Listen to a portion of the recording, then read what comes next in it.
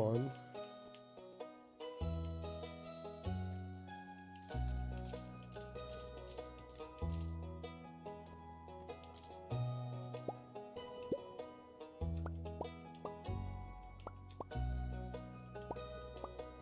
Hot pants.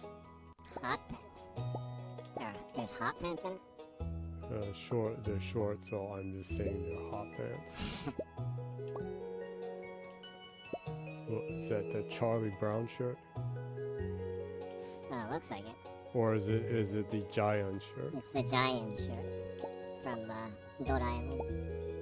For people who don't know, that are from the West, there's a kind of a kids show, TV animation that's been running on in Japan for like 50 years or something. Long time, huh? Long time, yeah. Yeah, called Doraemon. There's this bully kid that comes out in the anime. It's originally a manga, but that's called Golda Takeshi. And his nickname is Giant. Mm-hmm.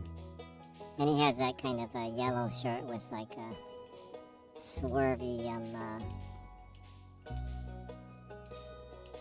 V or sin wave. Maybe he has a sin wave shirt. He's really into synthesizers. Maybe. He's into 80 synthesizers like Koshiro Yuzo. That's awesome. You know, Koshiro Yuzo is making a Mega Drive game right now. What? Yeah. Nani? They're making his company Ancient. It's literally ancient. The last time I heard that name. The last time I heard that name was when they made the Thor. The Legends of Thor, was it? Was the American title, right? Yeah. The Japanese title, I forgot. Anyways, it's an absolutely fantastic Mega Drive game. It was also on the Sega Saturn.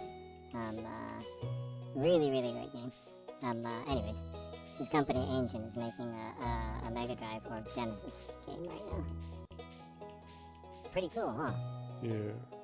Indeed. Indeed.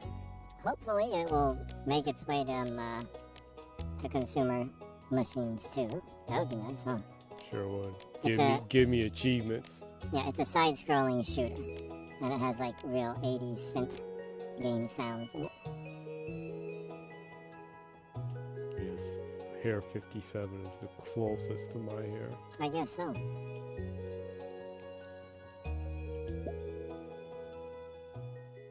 So this is the first time you're playing the game, huh? Yep. I've been interested in it, and I was about to buy it when they said that it's coming to Game Pass. So I thought, well, I'll start playing it on Game Pass, and I'll buy it after I start playing it, and if I like it, which I thought I was sure I'd like because I was planning on buying it in first place. Well, you can play the game eternally, anyways. Right? Yeah. Yeah, you can have the developer double dip in royalties. Yeah. So. That's how you use Game Pass, folks. Yeah. You play on Game Pass and then you buy, so they get money twice. Yeah, you can give them money from your from engagement. Don't believe the ponies. Yeah, the games on Game Pass aren't on there for free. Yeah. In fact, to let you know for real that's true, I wrote in an old post on Twitter when The Good Life came out that to give the most that I possibly can to Sweary, which is my favorite game creator and game story writer, that I wrote that I love the game and I'll play it and I'll beat it and on Game Pass, and I'll buy it so that I can help the most possibly and cooperate in so they get the most money they can. And Sweary himself liked that, so it's true, folks. Well, there's a good possibility that it's, but everything I've heard, but basically I heard that the payment method for Game Pass, there are multiple ways that the milestones that they have. Uh-huh. Oh, What? my volume is like wacky again. What?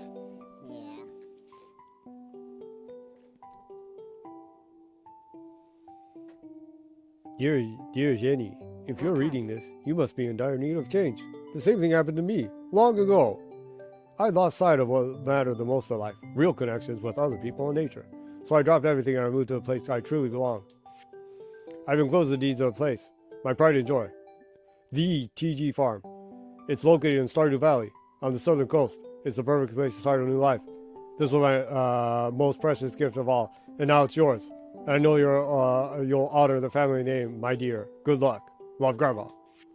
P.S. Yeah. If Lewis is still alive, say hi to the old guy for me, will you? What exactly was that? Is that an impersonation or something? I was just kind of giving a flat narration like voice talking as fast as I possibly could. Okay. Yep. Well, so anyways, going back, there are different milestones apparently that you Yeah. get different ways of payment. You choose. They actually talk with each developer how they want to get paid. Do they want to prioritize on having a bigger upfront payment, or prioritize engagement or downloads? Apparently, there are different milestones that they get, and you get paid a couple of times apparently. Now, this is one of the reasons why some of the games actually choose to be in there for a very long time.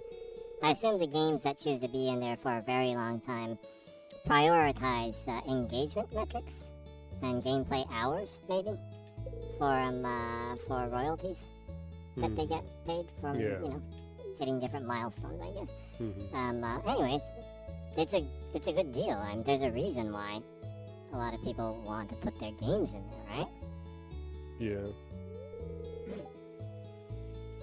The folks that made High on Life, their brains must be melting now. They're making good money right now, huh? They absolutely have to. It's the most successful single player indie and single player game to launch and indie game to launch, isn't it? Yeah.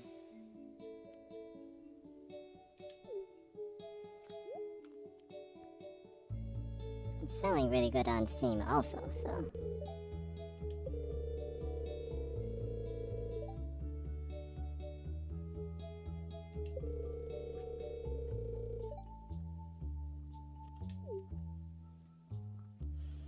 There's something strangely soothing about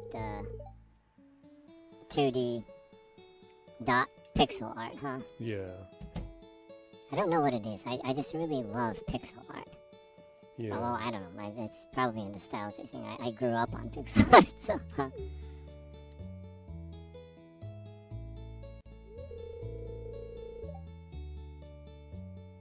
It's lo-fi and it's somewhat anime-like.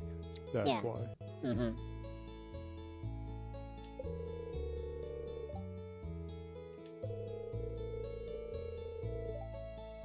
Was that all about the Game Pass talk? Well, I was just talking about. Yeah, I was disagreeing with you about the payment methods and royalties, and that it does give money to the developers. Microsoft ain't like bandits that like hold people hostage and they're like, give me your games. I'm gonna throw your games in Game Pass.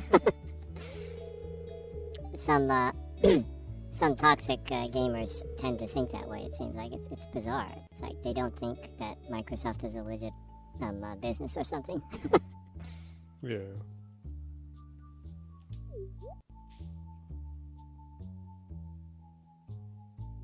Indeed. Yeah, well, all ponies are like Andrew Tate. And where did he end up? In jail. Ha ha! That's like one of the most satisfying social network story arcs I've seen in the last couple of years. Yeah, the guy was like some douche shitwad, acting like some kind of lame alpha male, Well, he'll finally get to know what a real alpha male is when he gets humped in prison. Some real Romanian alpha males in prison. Well, actually, in this case, I hope all the imaginable bad things that can happen to a person in jail happen to him in jail. But Yeah. Let's hope. yeah. I mean, like, the dude was, like, doing human trafficking and is constantly being charged with, like, beating women and like, rape and stuff like that. So, yeah, he deserves, all amounts of, unspeakable things poured upon him, in my opinion. He deserves some real manpower handled to him.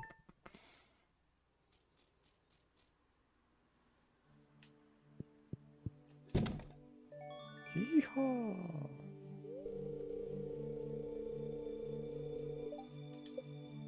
Parsnip seeds. The conversation, for being such a chill game, the conversation is so violent. Weather report. Weather report. So I'll be able to control the weather then. That's some JOJO talk for you. Which, if you're not into JOJO, at least watch Stone Ocean. Yeah, Stone Ocean. JoJo's Bizarre Adventure Stone Ocean on Netflix. You can go ahead and watch it. It's god tier anime. Storytelling, characters, everything is just like, I have no words. Well, I've been a fan since I was a kid, so Yeah. that's one thing. But even if you're not a fan, it's an absolutely fantastic anime. Yeah. If you watched the Stone Ocean, you would never end up like trash like Andrew Tate. If you watched it while You wouldn't be human trafficking and going to jail for it. If you watched that as a youngin. In the process of developing yourself, you wouldn't turn out to be someone like Andrew Tate if you watched that.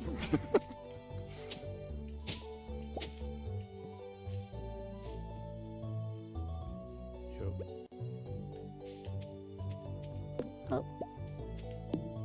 You have gotten emojis from Meebo Rainy Meebo yet? Our secret admirer. Yeah. We're not sure if Meebo Rainy Meebo is a person or a cat, but since they always send cat stamps and not say a word, only once did they write some words. Again. The only thing we know is that they love Vampire Survivors. So we know they have good taste in games, at least, right? Yeah. Vampire Survivors is actually the only game that I think legitimately a cat could play too. Yeah, it could play it with its paw. With its paw, right? Yeah. So there still leaves the possibility that this Meebo Rainy Meebo individual is a very intelligent cat that also likes to watch game streams. That would be pretty awesome. That's awesome. So anyway. If the one secret admirer is a real cat. Yeah. That counts for like 1 million views or something, right? Probably, yeah. So Meebo Rainy Meebo has sent a cool cat stamp, cool cat stamp, cool cat stamp. All different. 3 different cool cat stamps. 5 in a row. And then like a New Year's Eve like hat. 3 of them. And then 3 cool cats again. So I guess Meebo is saying, hope you have a good end beginning of the year.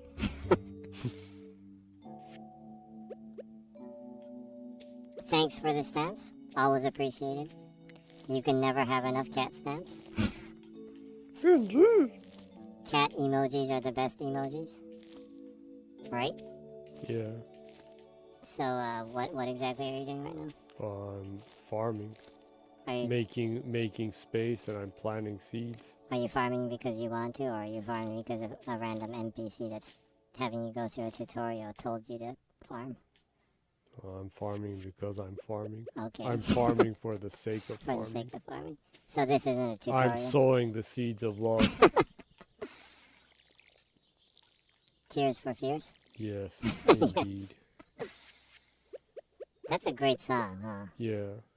They just don't make songs like that anymore. You know, and this totally makes me sound like an old person, which I am. I don't deny that. But they don't make songs like that anymore. Yep. Well, technically, no one makes songs like Tears for Fears, period, huh? I guess. yeah. They're really unique, huh? Honestly, both that album and also Songs from the Big Chair are some of the best albums ever. Yeah. In composition wise. The composition is immaculate. If you listen to the album, the mastering is fantastic too. Just the balance of all the sounds and everything is just insanely well made. Production is so good on that album, huh? Yeah.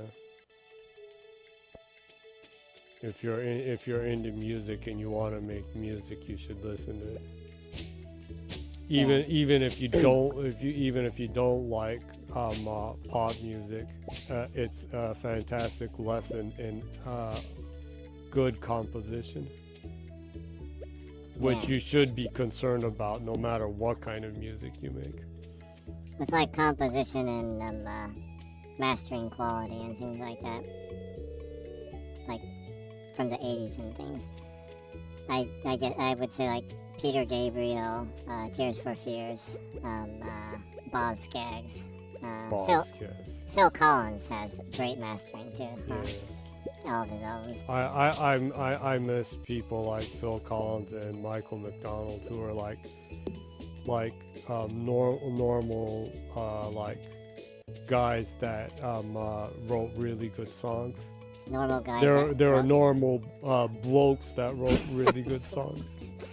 I'm not sure if that's the correct term, but yeah, both of them look like people who like live in your neighborhood that wrote fantastic compositions and really good songs. Yeah, they're the kind of people that you would imagine that if you walked into your neighborhood bar, they'd be sitting there, right? Yeah. And I say that in a good way, you know, not in the like Alcoholics Anonymous kind of kind of thing. And the friendly chap in what what? Someone stole my money while I was unconscious. That's terrible. I have 50 coins less.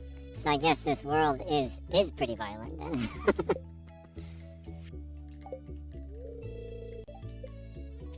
Man, I didn't know that. That hurts. What the?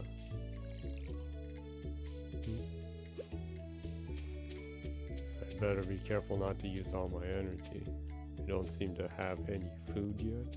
Oh, you moved?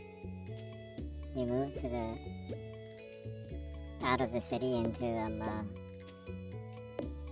the country, and you didn't bring food? Oh, I don't know. I mean, I was just working, and then I was tired, and then suddenly I worked to the point that I passed out, and then woke up in the morning.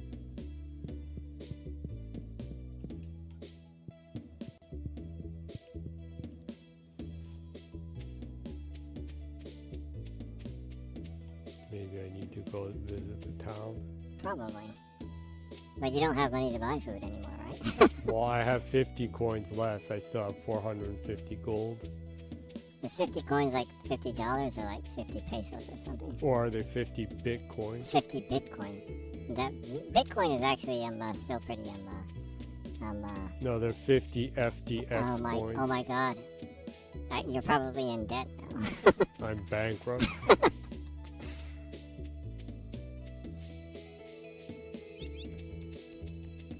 Need to find a guy and rip his eyes out. One of Robin's axes.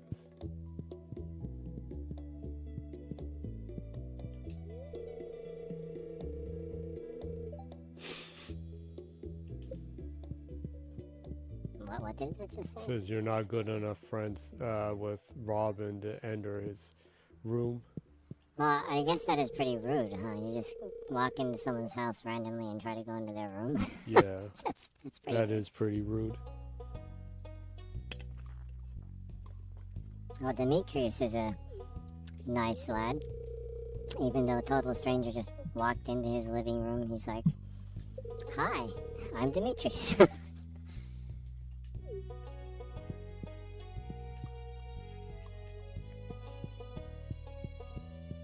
I would probably yell in shock and then throw the plant at the person before I introduce myself. Is there like some kind of cycle?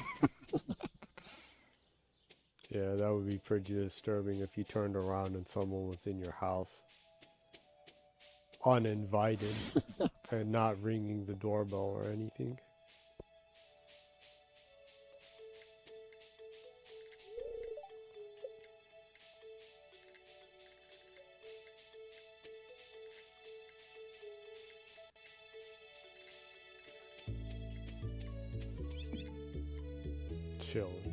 Chilling. Can't climb the rock climbing thingamajig. Seems like it. Thingamajig. I guess they didn't animate that, huh?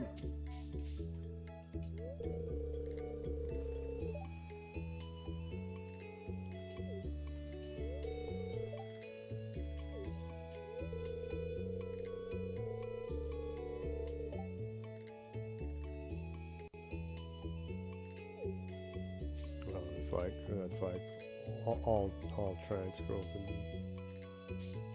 Yeah, that's just a Karen. No. I'm just non-canon trans. That's just a Karen. I insist that it's just a Karen. It's your average blonde Karen. This is probably in the countryside in California. It's one of those organic Karens, right? Yeah, and I'm not organic because I'm trans. Something like that. It's one of those Karens that are like against everything that's synthetic, and they live this really, really fake life.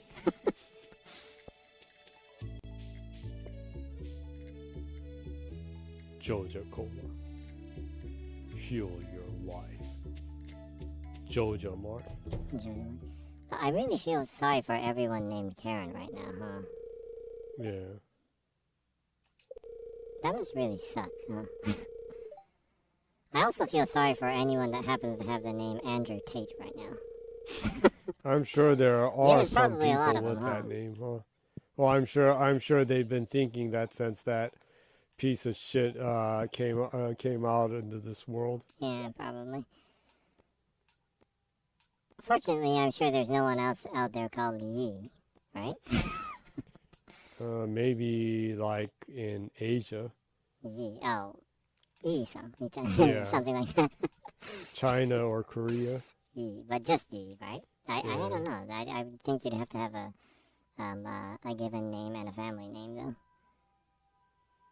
Yeah, I guess that if it's Korean, some names are pronounced Yi. Oh, sirens. That's the second time you heard a siren on the stream.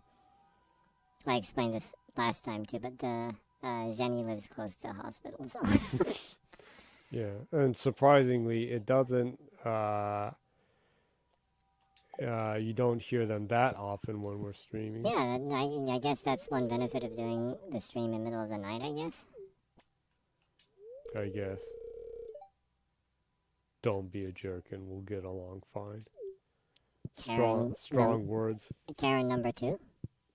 Well, she's just saying don't be a jerk and we'll get along, so that's pretty straightforward. Yeah, I guess. If you're not a jerk, we'll get along. Oh, yeah, I guess that's a strange way of being friendly, yeah. It's the most straightforward way of being friends. It definitely introduces your character to the person, huh? Indeed. Maybe she's one of those people that when they, decide to, start dating, they tell their partner everything bad about them first. Yeah. Because they just can't, they can't bear to be denied after they get more closer, right? Yeah. People who are a little too honest. Yeah.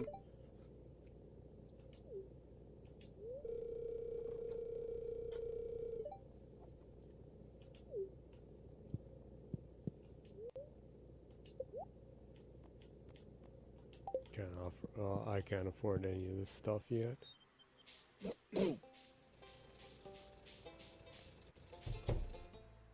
So this is like set in modern day, right? I would think so, yeah. I was originally working in some kind of cubicle.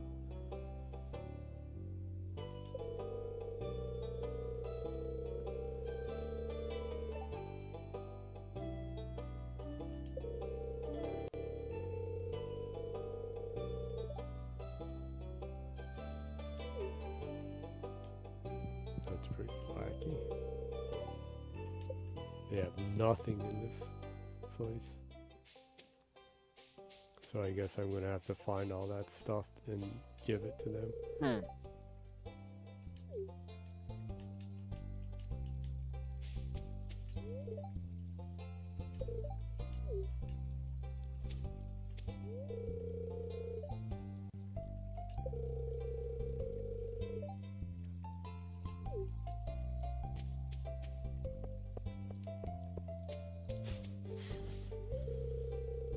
The boy doesn't really listen to his mother, huh? Obviously. Maybe he's just at that rebellious age, huh? Yep.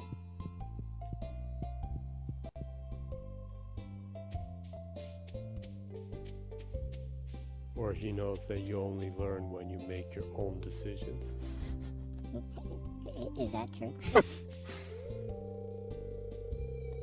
Well, to an extent it is true. If you can't decide for yourself what's right and wrong, then there's something wrong with you. And if you make poor decisions, then that's also something wrong with you. Yeah, I guess. When you have the human skills to understand what is right and wrong and who is trustworthy and not, then you're an actual adult.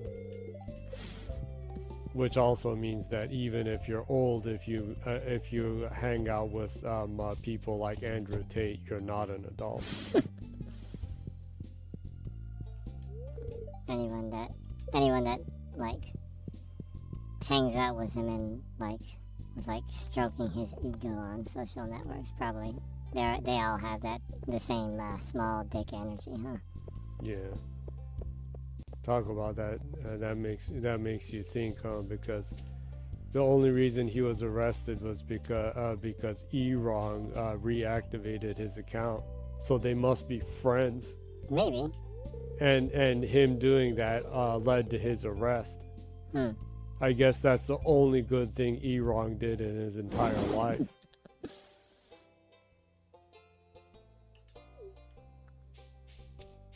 It'll be interesting to see if like these people kind of like it's like a butterfly effect or something.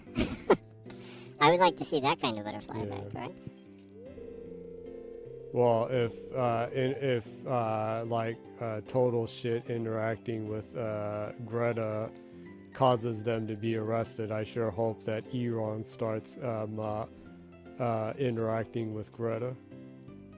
Yeah, I think that would be entertaining to watch. She would ratio him pretty hard, I would imagine. Of course, Elon has the massive bot army liking and retweeting his stuff. Yeah, of at best like what 20,000-30,000, not millions. Well, yeah, he does have some. I don't think he's ever had a tweet that ratioed someone by like 2-3 million. Oh well, he probably hasn't like in ratioing a specific person, probably, yeah. But some of his tweets are in the top 25 like most liked or viewed tweets That's just so bizarre to me. It's like, why? And they're all kind of dumb tweets on top of that.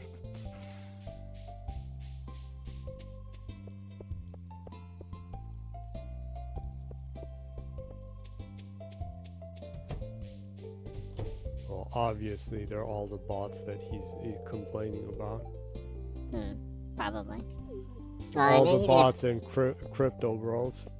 Oh yeah, even if they aren't bots, though, that I would imagine anyone that like really likes Elon Musk must have an intellectual equivalent of a bot AI. Yeah. Talk about that. I'm starting to get really concerned because like activity on Twitter is like dying. Oh, a lot of the people that you follow just quit. They seem to, and several of the ones that haven't have just kind of stopped even tweeting. Well, I'm sure there's, in some groups, I'm sure there are a lot of people that just kind of, it's like, forget about it. Yeah. Yeah, I did notice that I get fed a whole bunch of, a lot more, promotional stuff in my feed or my wall now. Yeah. But, like, since a lot less companies actually pay for the promotions, the same promotions continue to pop up. Yeah, because so much companies aren't even putting up ads on it anymore. Yeah. If you mute those few companies, then you won't even get those anymore, though. So I guess it's useful. There are less and less companies I guess so. that are paying for promoting stuff.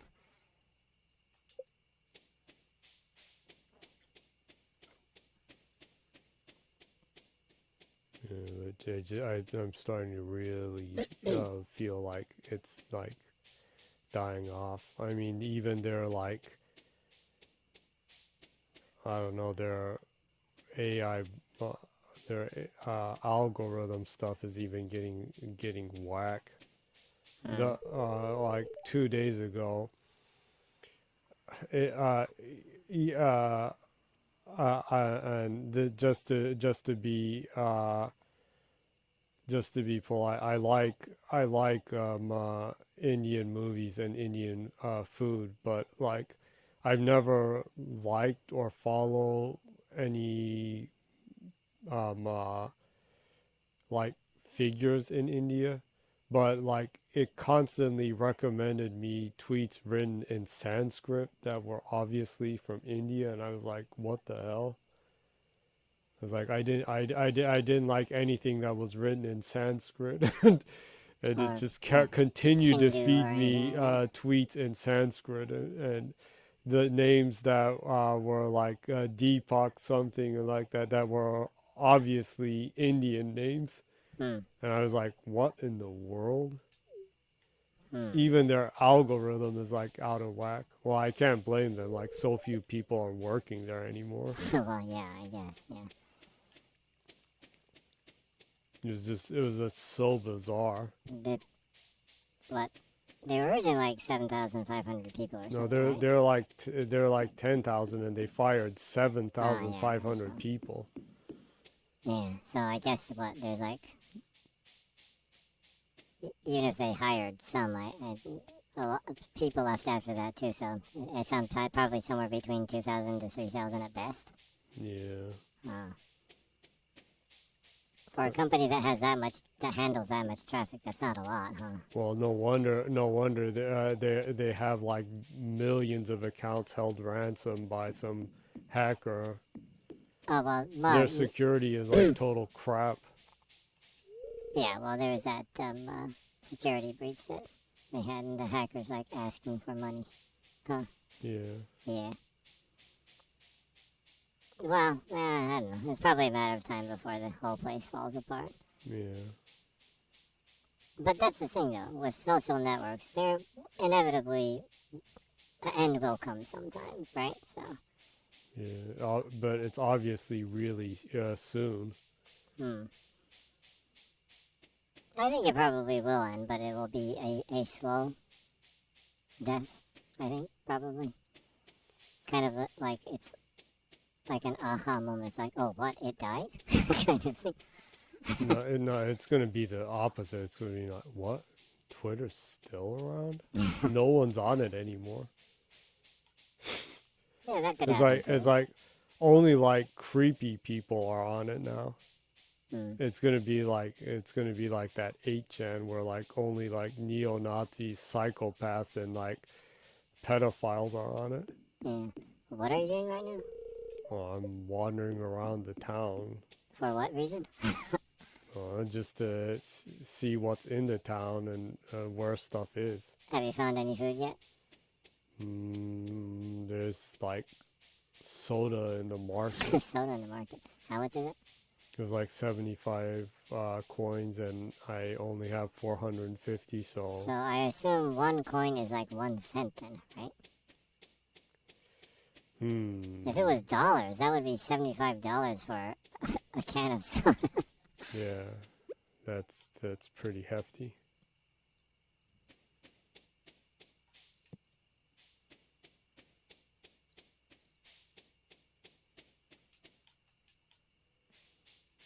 I'm not very popular in the town. A lot of the people won't even talk to me. Well, you're a stranger right now, right? I guess so. What'll it be, stranger? What was that?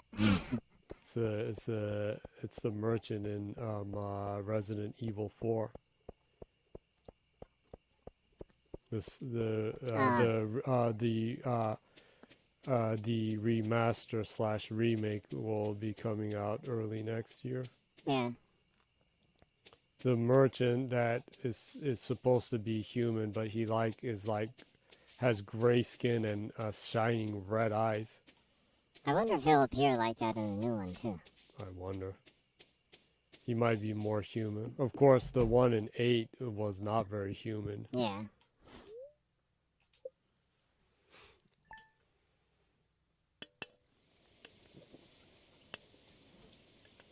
He's like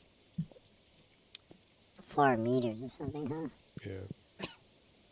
He was like Popo in JoJo. Popo, yeah. That's another JoJo reference.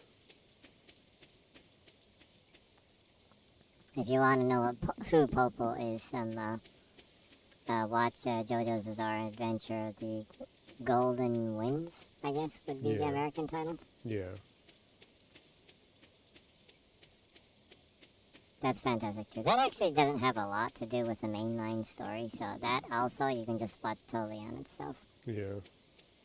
And if you're into BL stuff, that's highly recommended because even people who aren't fans of JoJo normally love that one because it is man and hunk and oh yeah, that it was the word was it's like twink-rific. Twink-rific? What? There's a word like that? No, there's not a word like that. Twink is a word though. Yeah, I know that. But... Well, yeah. I don't know. It has a lot of sexy, dangerous men in it. Yeah, and the BL crowd and fujoshi, as they say in Japan, loved it. Yeah, well, just to make sure that people that are listening have an idea what BL is. BL is short as an abbreviation for boys love. It's a genre for manga and anime in Japan. Mm-hmm. Coined by, I guess it would probably be coined by fans of like shoujo manga.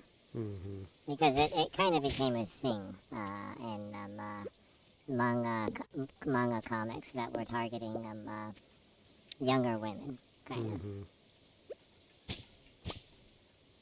And anyway, there's a whole group of people that kind of follow that kind of content, right? Mm-hmm. It's pretty popular. It's still really popular, actually.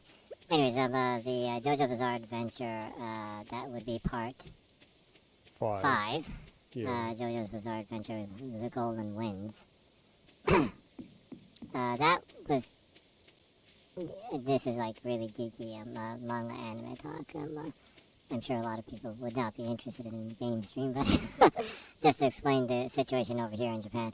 When that came out, JoJo Bizarre Adventure was not the most popular manga running in Shonen Jump, which was the magazine that it was running in.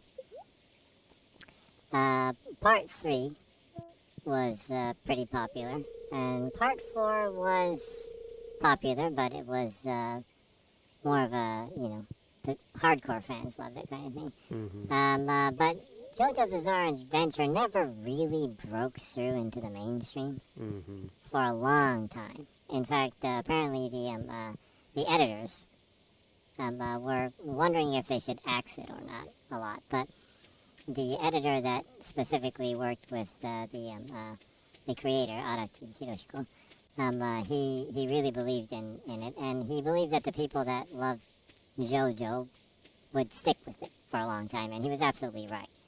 The fans stuck with it, and as more new as it grew slowly, all of the fans stuck with it. Eventually, they had a huge crowd of people that loved it, right? Mm-hmm. So there was a lot of organic growth in the fan base. But the Golden Winds Part 5 was kind of a turning point in Japan, where that's where it kind of started to... You started to see glimpses of it breaking into the mainstream. Mm-hmm. Because it kind of struck a vein with a group of people that weren't originally people that liked JoJo Bizarre Adventure. Like Jenny said, Mm-hmm. a large group of people of fujoshi, female otaku, women otaku, that liked BL stuff and dangerous, sexy men. Yeah. Well, actually, I guess that's the point. Every type of sexy man is in that, right? Yeah. Dangerous, good man, kind man, manly, manly, feminine, philosophical man. philosophical, smart, courageous. There's every type of sexy man in that. Yeah. It's kind of a encyclopedia of sexy men. Yeah. Yeah, so there's like something for everyone in there, right? And the BL crowd could not get enough of it. Yeah, and there was even stuff for the shota people. Yeah. Like Narancha is like the shota. Yeah. Caters to the shota He's crowd. the twink boy. Yeah. Anyways, so it's kind of the first JoJo that kind of broke through, kind of into the mainstream, because it struck a vein with a group of people that originally didn't really follow the story or the manga, Mm-hmm. and it kind of grew from there actually. Mm-hmm. That's one of the reasons why that's around where you started seeing games, 3D games of there's a PlayStation 2 game of the Part 5 of JoJo's Bizarre Adventure called The Gold Winds. Mm-hmm. That follows that story arc, because that was really popular. That was one of the first ones that really kind of broke through into the mainstream popularity. Mm-hmm. That's why you see a couple of JoJo games during the PlayStation 2 era. That's around the time that, a little bit after the time that became popular. Mm-hmm.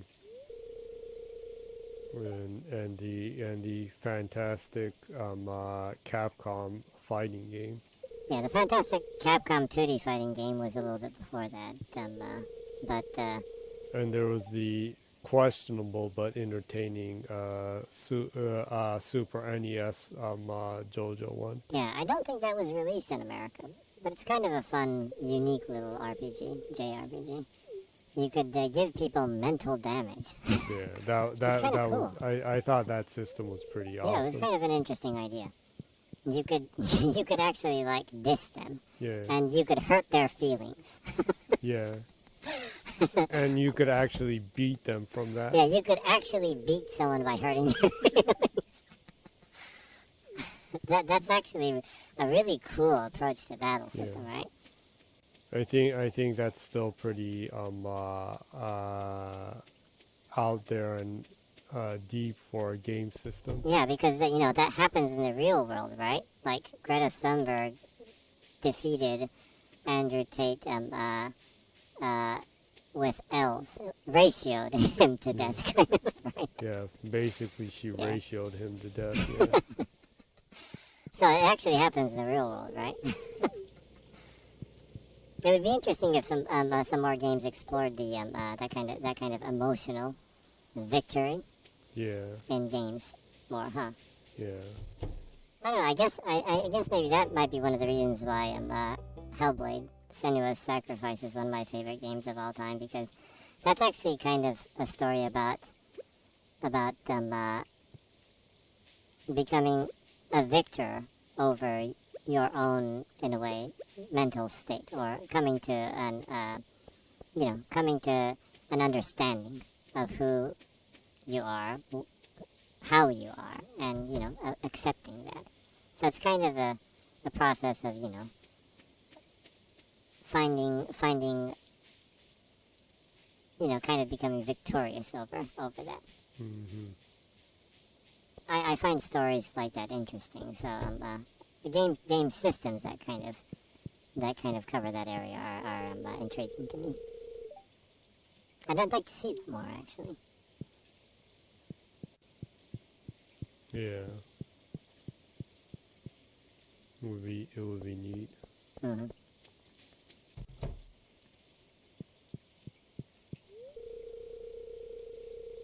Talk about JoJo's Bizarre Adventure.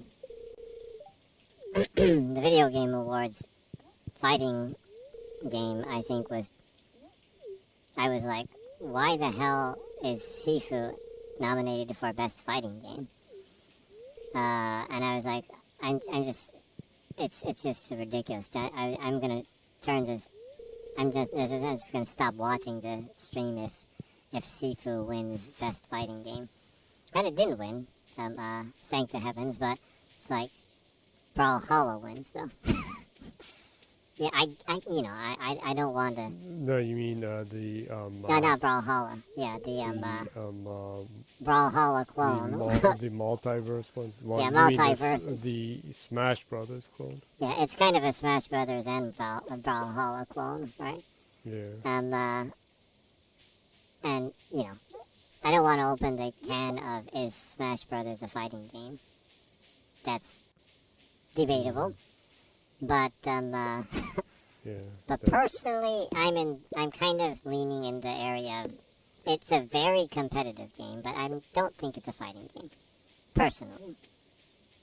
But I understand that it's one of the most competitive games in the world. I'm absolutely confident that anyone could handle my ass in that game. It's really, really challenging. I understand that, but it's like the multiverses game. On top of that small question, the biggest question right there lies in, it's like, it's only serviced in like America and the UK. It's like everywhere else in the world isn't really able to play that game. Yeah. I was pissed so much when I was looking forward to playing that game, and it's like, oh, you can't play that game in Japan. Even if you change the Xbox region to America, it's like geo-locked from the IP address. Yeah, I was so pissed about that. Yeah, and I'm too lazy to use a VPN to play it. Why? Well, right? using a VPN on your hardware is like such a hassle. Well, yeah, you'd have to get like a VPN router, or there's different ways to do it. But yeah, I'm too lazy to do that, so it's like, yeah, forget it. Going back, I personally, I would have liked to see JoJo's Bizarre Adventure All-Star Battle R. Yeah, at least, or at least King of Fighters. Actually, that's the one that I was rooting for. I was hoping King of Fighters would win, because that's a really good game. Even though you're a JoJo stan. I'm a JoJo stan, but yeah, I think as a fighting game, of course, King of Fighters is, I think, probably the best fighting game that was released last year. King of Fighters 15. I'm really looking forward to Godel, the sequel to Godel, because I'm more of a SNK person than I am a Capcom person for fighting games. A lot of memories. Yeah. Memories, and also they had the best character designs. Yeah. And also they tried a lot harder than Capcom did for their stories, right? Like Capcom was just like, they kind of just threw the story on the wall and see what would stick kind of approach. Like SpaghettiOs. Yeah, you know, nothing special, but again, nothing gets in the way of the game too, so I don't know. I guess it depends on your design principles, but yeah, I personally am more of a SNK stan than I am a Capcom one, specifically for fighting games. Yeah. So much so that I bought the Neo Geo Pocket and the Neo Geo CD when it was released in Japan. I missed those so much. The Neo Geo CD just had insanely long loading times. Yeah.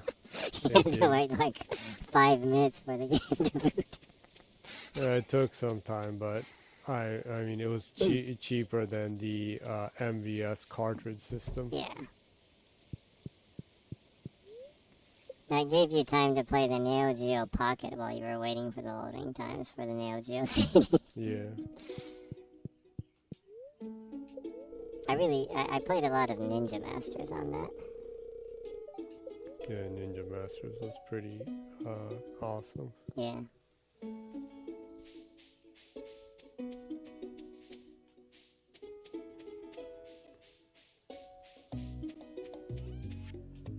Oh, I can put stuff inside the box. So there isn't like really anything that you're supposed to do in the game? It doesn't tell you like plant so and so amounts of turnips and sell them in the town store kind of thing? I don't know. I'm still trying to figure stuff out.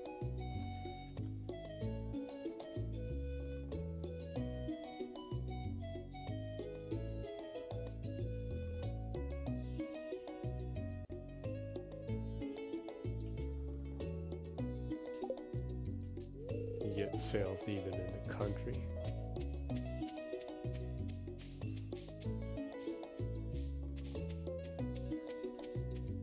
Can't get away from this stuff.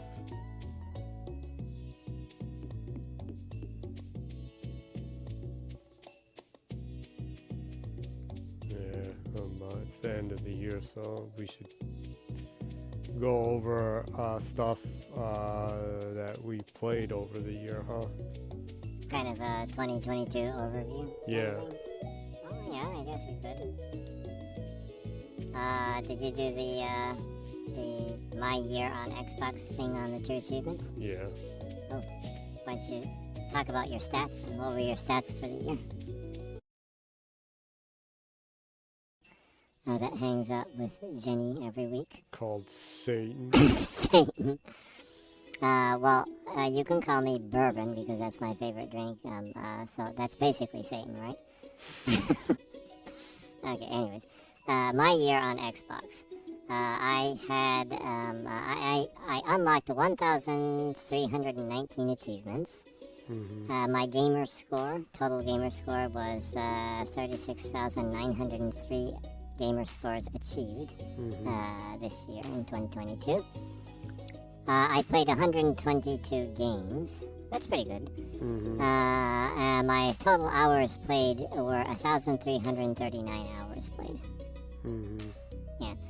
The game that I played the most this year was Assassin's Creed Valhalla. Yeah, I'm sure that was. Yeah, about 205 hours played.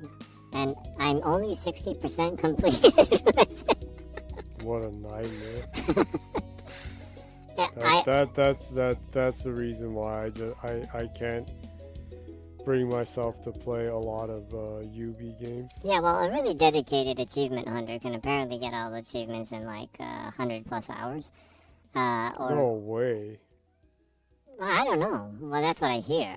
But someone like me that wanders endlessly everywhere, in 205 hours, you can only get 60% of the achievements. I wish, I could say that I enjoyed every minute of it, but I honestly didn't. I enjoyed the game overall, but there was a lot of it's like it's like an album that has a couple of insanely good songs in it, and then it's 80% filler, right? But like the 20, like the 3 songs are insanely good. Yeah. And then the 8 other songs are like, nah. It's still a good album though because of those 3 though, right? Yeah.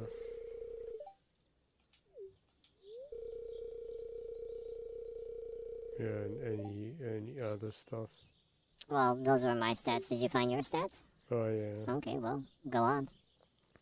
Yeah, my stats are 152,341 gamer score. It went up a little bit since I checked then. And the completed games was 130. Impressive. And the amount of achievements was 2,633. So you completed 130 games? Yep. That's a lot of completions. Yep. I work pretty hard.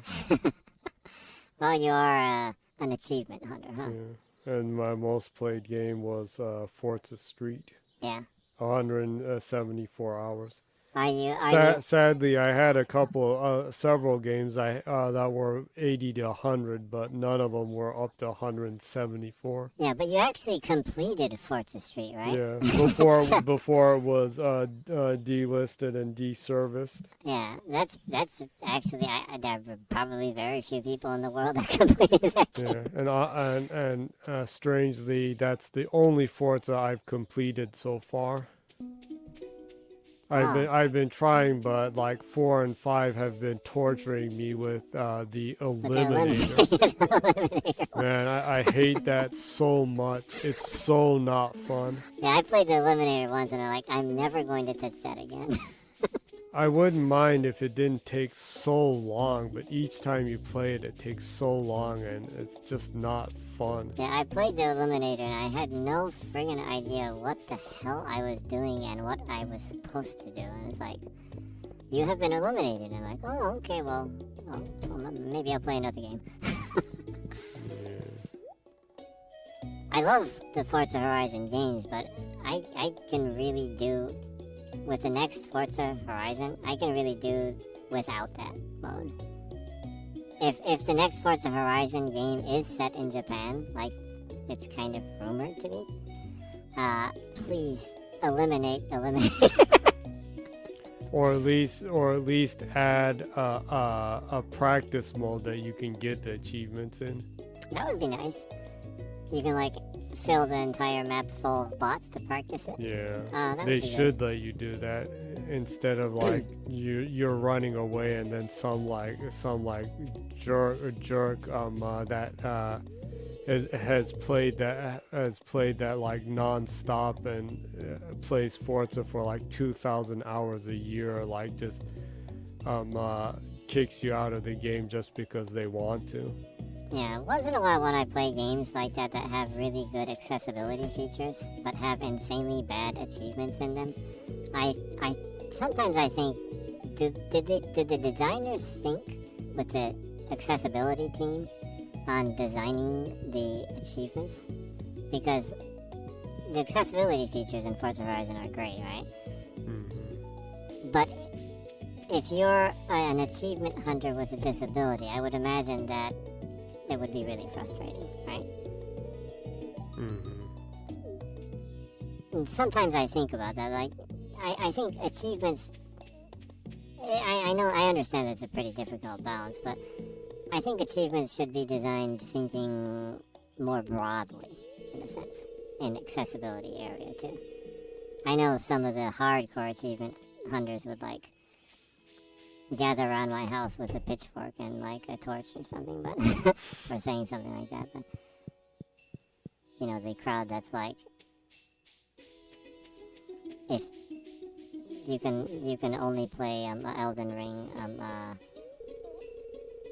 Elden Ring is only legit when you don't use magic, kind of thing, right?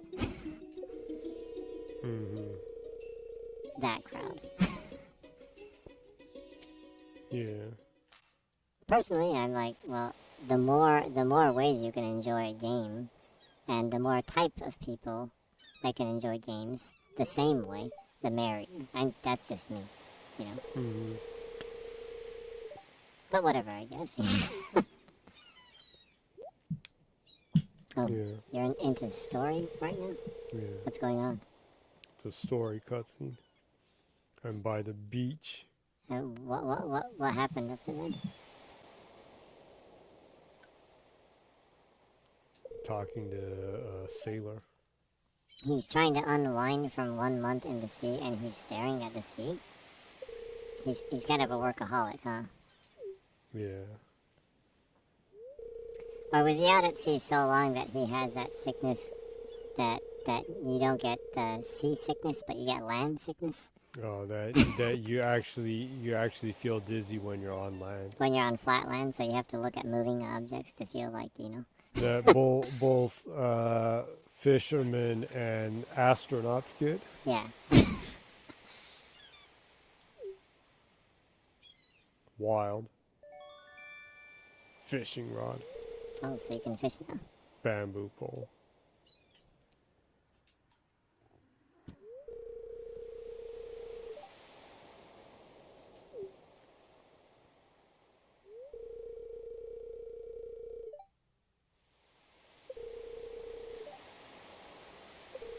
Oh, finally a way to make money, huh?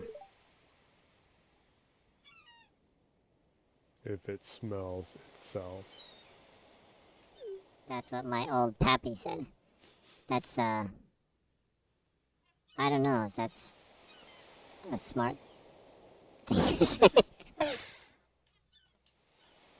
Well, Generally, seafood, if seafood smells, generally, you probably shouldn't eat it. And this is different from, like, smelling like the sea, you know. You literally hauled it out of the sea, so of course it smells like the sea, but... other than smelling like the sea, if it smells anything other than the sea, you probably shouldn't really be eating it.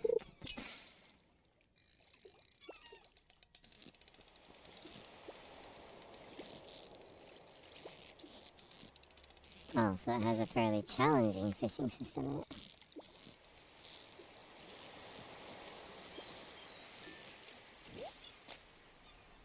sunfish. It's deeper than the fishing in Dreamlight Valley, huh? Yeah. It's a legit mini game. Do you like legit minigames like this? Or do you find them to become tedious later on? Oh, if they're fun. I enjoy them, yeah. The one in Yakuza is on off kind of. Yeah. Whoever works at Sega that does the modeling for fish and monsters and animals is like a huge animal freak or buff, huh? Yeah. Like the modeling for the animals and fish and creatures that come out in all Sega games are strangely detailed. Yeah. I always end up fishing a lot in their games, in any Sega games, because I appreciate how good the detail is in the fish and the things that you can catch in it. Anchovies. Arr. You caught an anchovy? Yeah.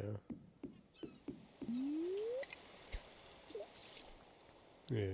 Oh, we should go back to talking about the year in review, huh? Mm-hmm. So, what are games that you thought were memorable?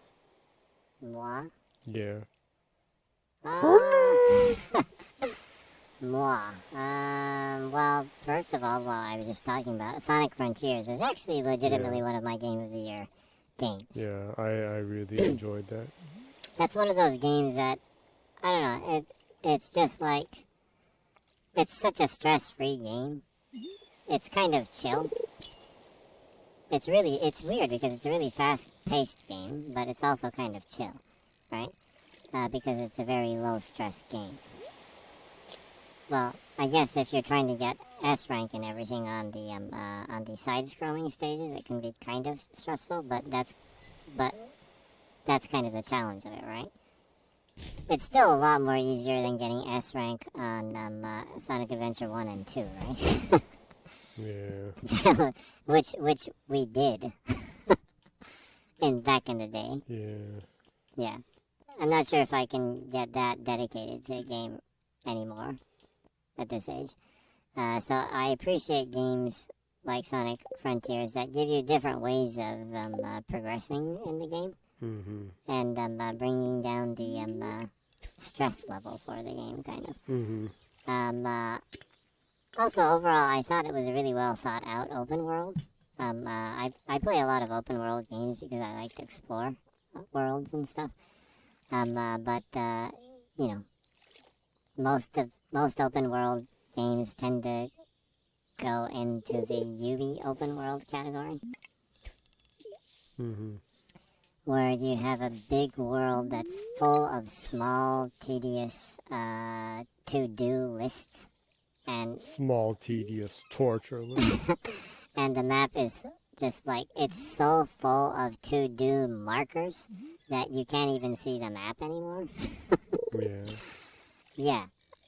Which, it works with some games.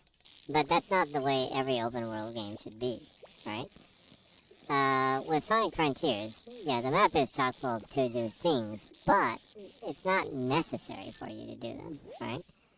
You could ignore most of the stuff and just run through the story, too. Mm-hmm.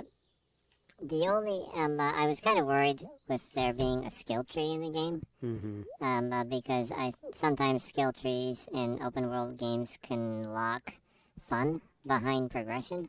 Mm-hmm. I was a little bit worried about that, but I was happy that the skill tree mainly only covers battle skills. Mm-hmm. And the battle isn't really the meat of the game, right? Yeah. Kind of the running really fast, the puzzles and the traversal, the mobility, those things are kind of the meat of the game. And all of the traversal skills are there from the beginning, basically. So it doesn't lock away the fun from running around as Sonic in a huge open world.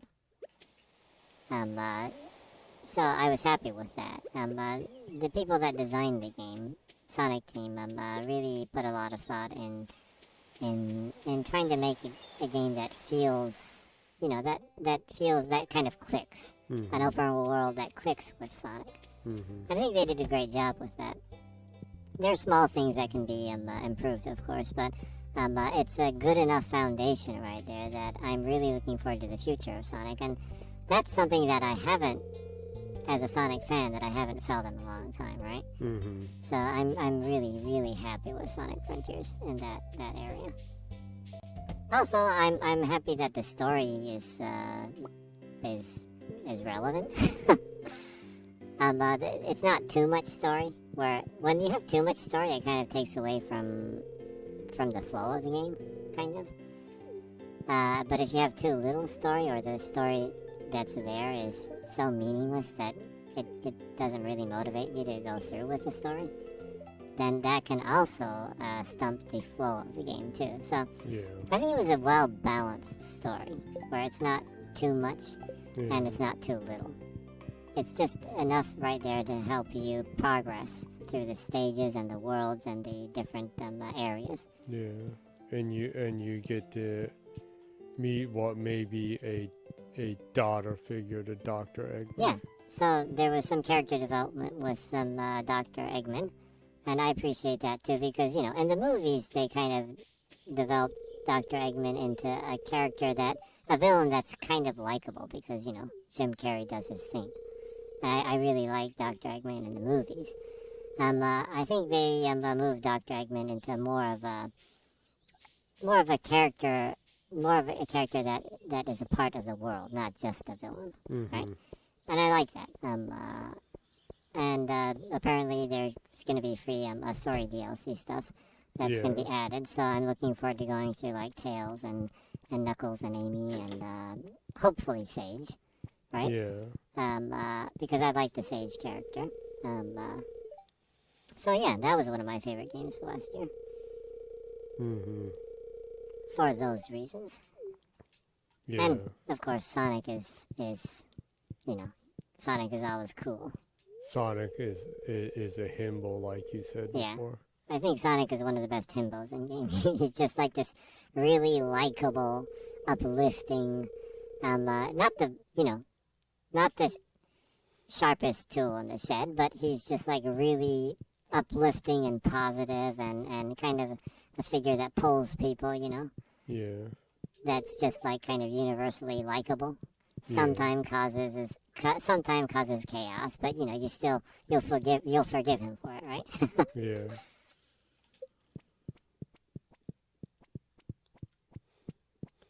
So it's a very charming Sonic and a very Sonic in the game. And I like that too. A very Sonic Christmas.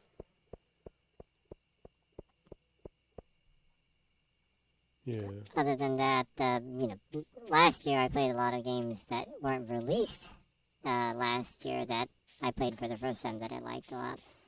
I guess one of them would be 12 Minutes. Yeah, that's one I wrote down also. Yeah, 12 Minutes is one of my favorite games that I played last year because, I don't know, it kind of, I'm not sure if people would get this, but it kind of reminded me of a game that Sega made a long time ago called Room Mania. Oh yeah, it's kind of a god game, but you're a god only in a room.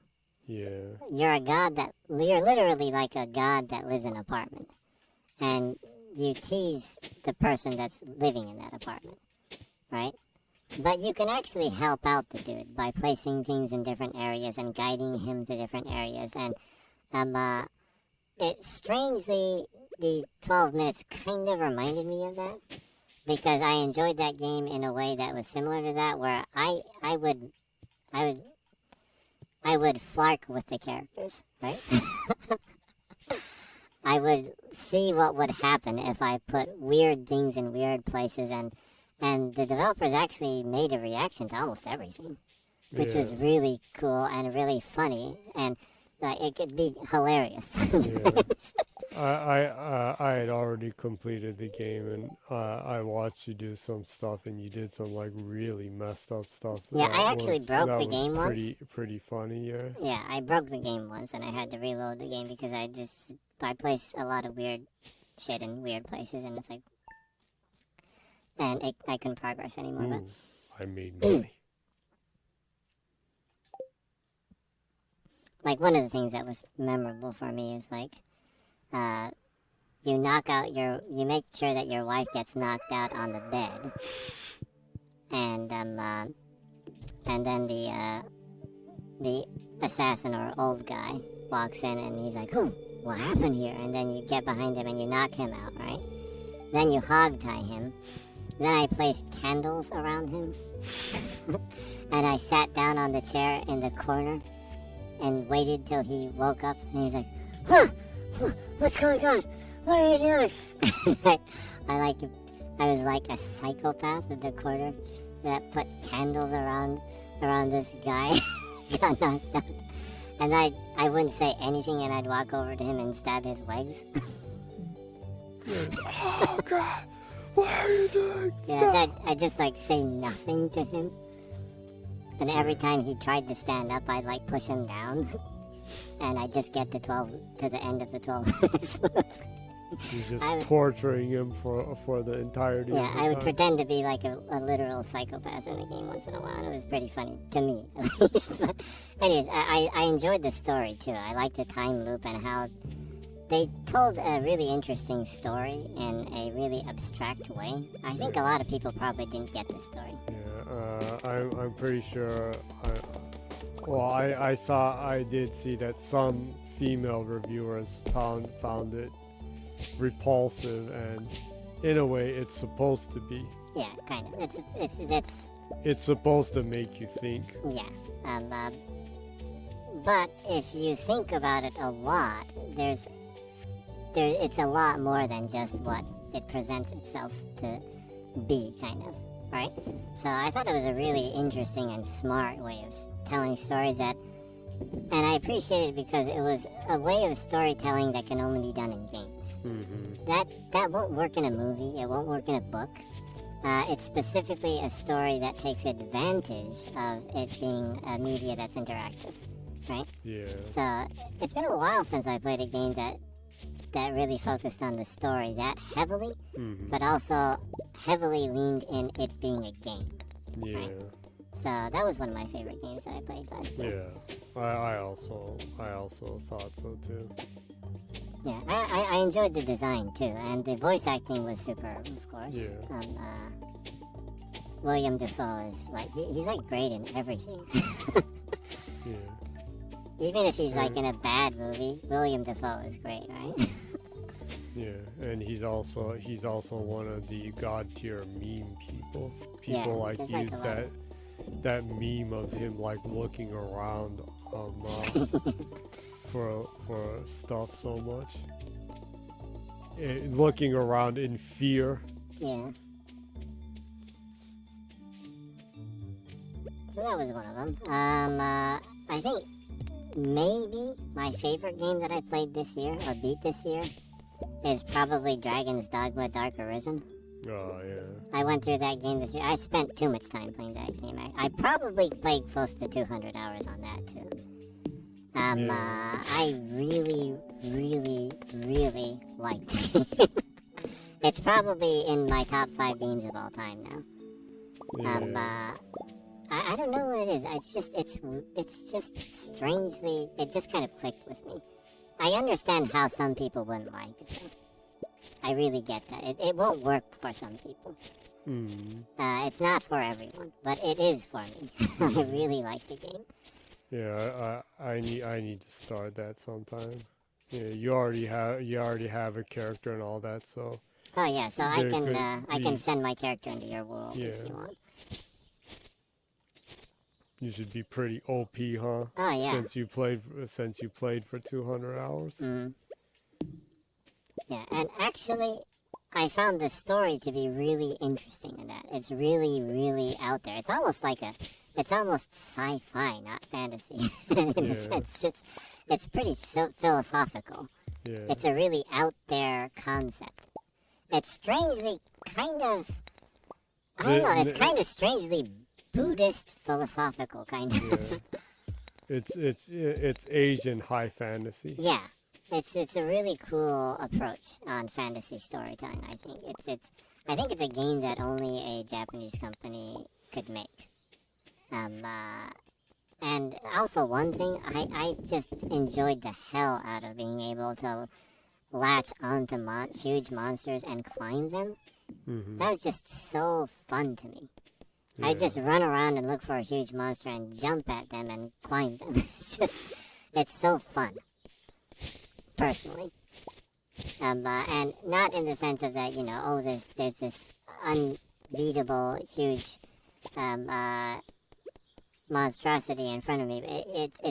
It's strangely epic and empowering, climbing this huge monster and just beating the shit out of it, right? It's really cool. The magic is interesting, the skills and the progression, the character builds, all of those things are cool too. But I think, I don't know, like I told you at the beginning of this game, I took like 3 or 4 hours to make my character in that. And when I make a character, I kind of think of the background of the character too. So I think that might be one of the reasons I enjoyed the game a lot too. I'm really like, if I'm playing an RPG that you literally make your character, I kind of go all in and really role play. That game, I think, is more fun if you do stuff like that. You kind of think of your background for the character, the personality of the character, and kind of role play. And your decisions that you make in the game are based off of that character's personality that you kind of thought of and things. If you like geeky shit like that, I think you'll enjoy the game.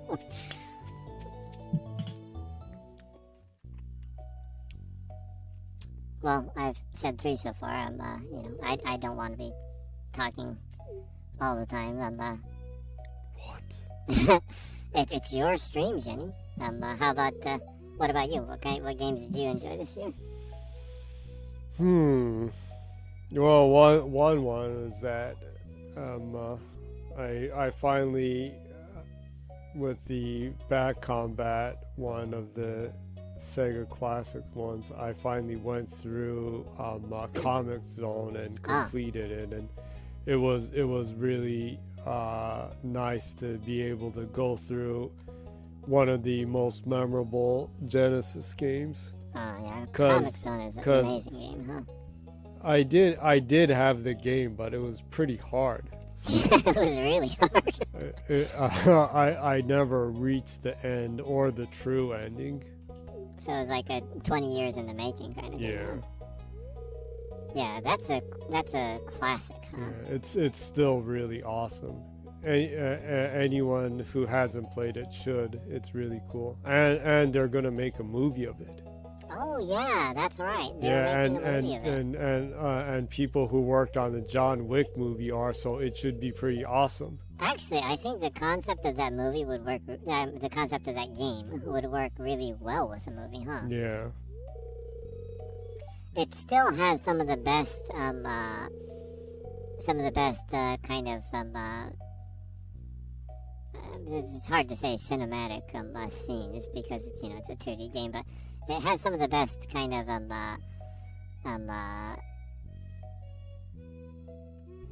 cool visuals in the game. How they present the story and the visuals is just still really cool in that game. The art direction is superb, huh? I think Comic Zone. It has fantastic art direction. It's really cool. Comic Zone is a good example of a game. If a game has it's a good example of art direction will always trump graphics. Yeah. Good art direction is eternal, but good graphics on its own can be outdated very quickly, right? But good art direction never gets bad. Yeah. It's always good. Like Flashback is still great looking now, right? A good example is even though there's so much music videos that have come out, still the music video for Take On Me by a-ha is the coolest music video. Yeah, that's one of the best music videos ever made. Yeah. It's really 80s, but it doesn't really feel old. Yeah, right? It's so cool how it goes between real footage and animation. Yeah, that's a good choice, Comic Zone. Yeah, it would be pretty cool if they did that kind of stuff with the movie. I would imagine they would probably do that, and it would be really awesome, huh? And since it is an action game and the people that were involved with John Wick are making it, I would imagine that would have really good close combat, huh? Yeah. Will they put Keanu in it? I doubt that.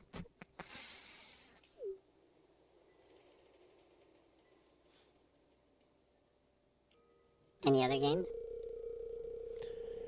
Well, when I got the One X after having a hiatus from games and like almost killing myself from doing shit I didn't enjoy, the first game I bought along with Killer Instinct and Doom was Cuphead. Yeah. And I finally completed that, and I completed the DLC. Oh, the delicious last course. Yeah. I still haven't played that actually. Yeah. need And to. I felt and boy was Cuphead a reminder of how rusty I'd gotten. I had my ass handed and I couldn't progress in it at all. But you ended up completing the game, though, right? Yeah. Wow, that's impressive. When I first got the 1X, yeah, I was just like continuing to die, and I just put it away for a while. And since the DLC was going to come out, I finally went back to it, and I was able to beat it and complete it. So I feel like I got my groove back, or I got my mojo back. Mojo Jojo. Mojo Jojo. Powerpuff Girls, right? Yeah. You got your mojo rising. Yeah. Mr. Mojo Rising. Doors reference. Doors reference. Yeah, that's a game Doors I at their funkiest. Yeah, there was that really funky album of theirs, huh? Yeah. Yeah, I really like that album. Was that on Morrison Hotel? I think Mr. Mojo Rising. I think it might have been either that or it wasn't on LA Woman, right? Was it? It might have been on LA Woman. No, Morrison. Well, anyway. Well, yeah, it was. It's either. It was either one of those. If we're both wrong, then,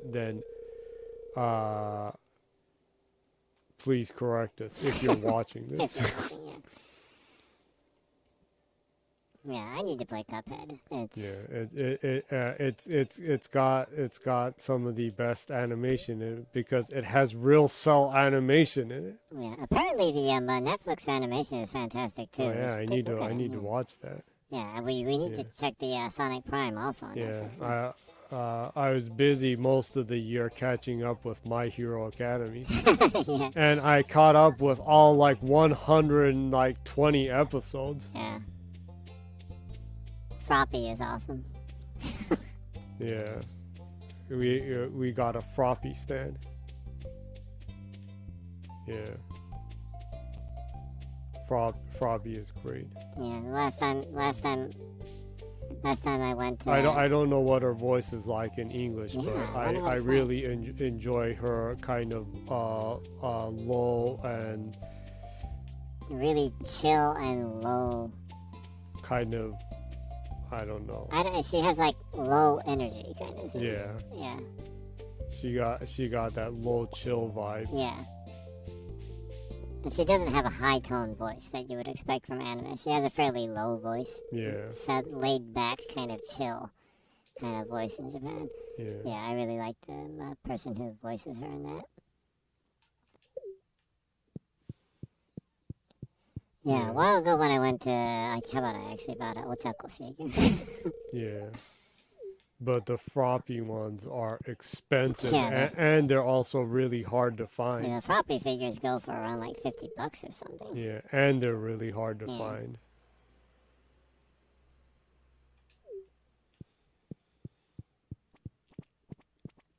Yeah, you're a Froppy stand and a Miracle stand. Miracle, yeah. Miracle is awesome. Yeah. Yeah, she's pretty damn awesome. Mm-hmm. She has one of the best scenes and parts in it, even though it's towards the end. Yeah, she doesn't come out a lot, but she really definitely leaves an impression, huh? Yeah. A lot more than the sad lizard man. Yeah, the sad lizard man. I think even people that are the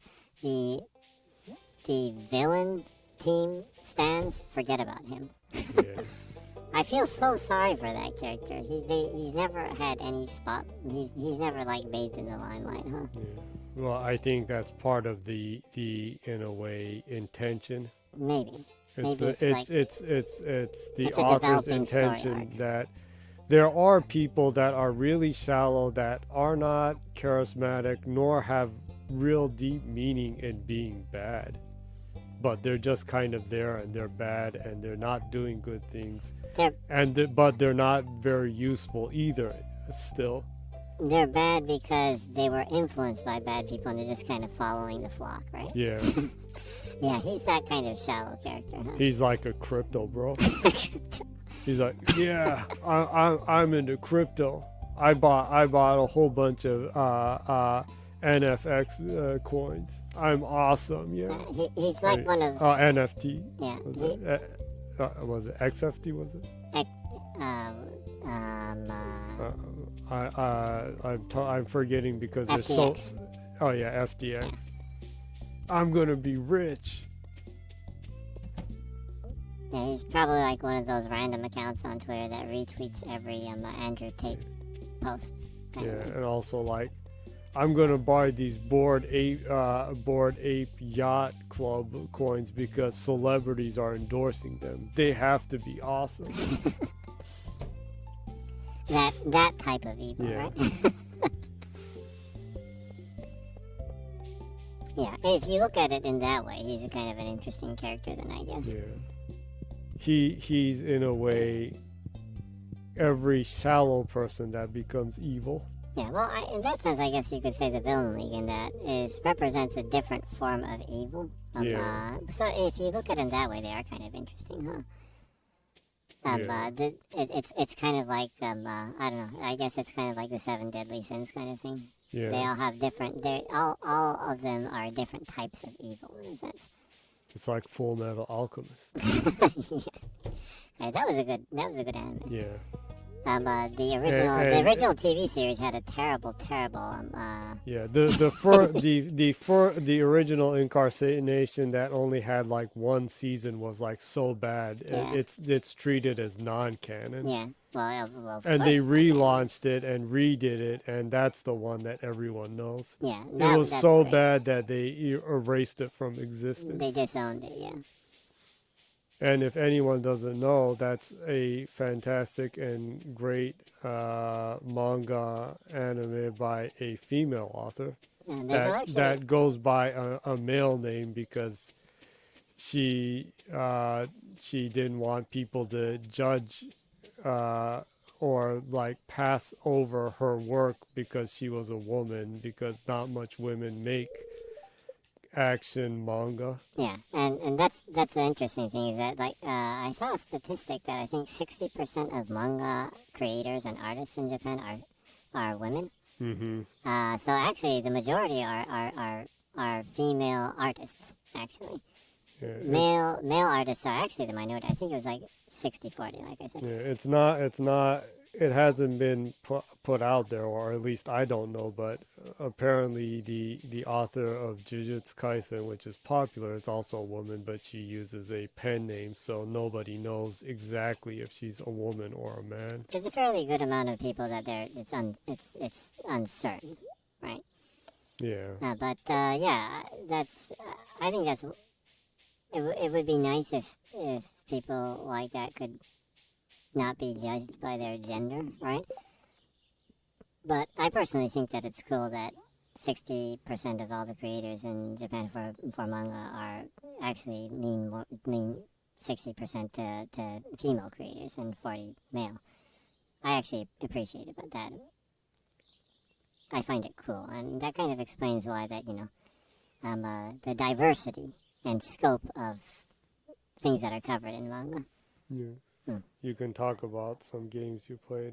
I hear the Breath of the Wild. The Breath of the Wild. The Wild.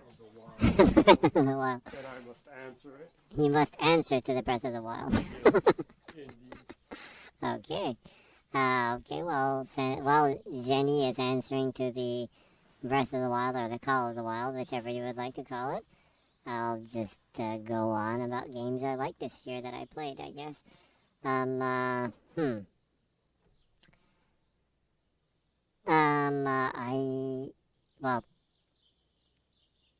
started playing the Guardians of the Galaxy game by Eidos Montreal at the end of last year, but I beat it at the beginning of this year.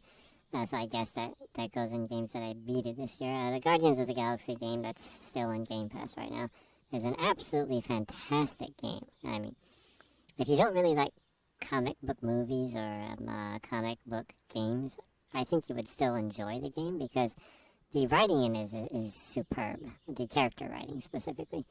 I don't think there's a game out there that has better kind of banter between the characters. Especially with that many characters, the whole Guardians crew, right? Feels so natural in a sense when you're traveling the galaxy and you're just in your ship and people are like constantly talking to each other and bantering back, and they talk about what happened and what is happening.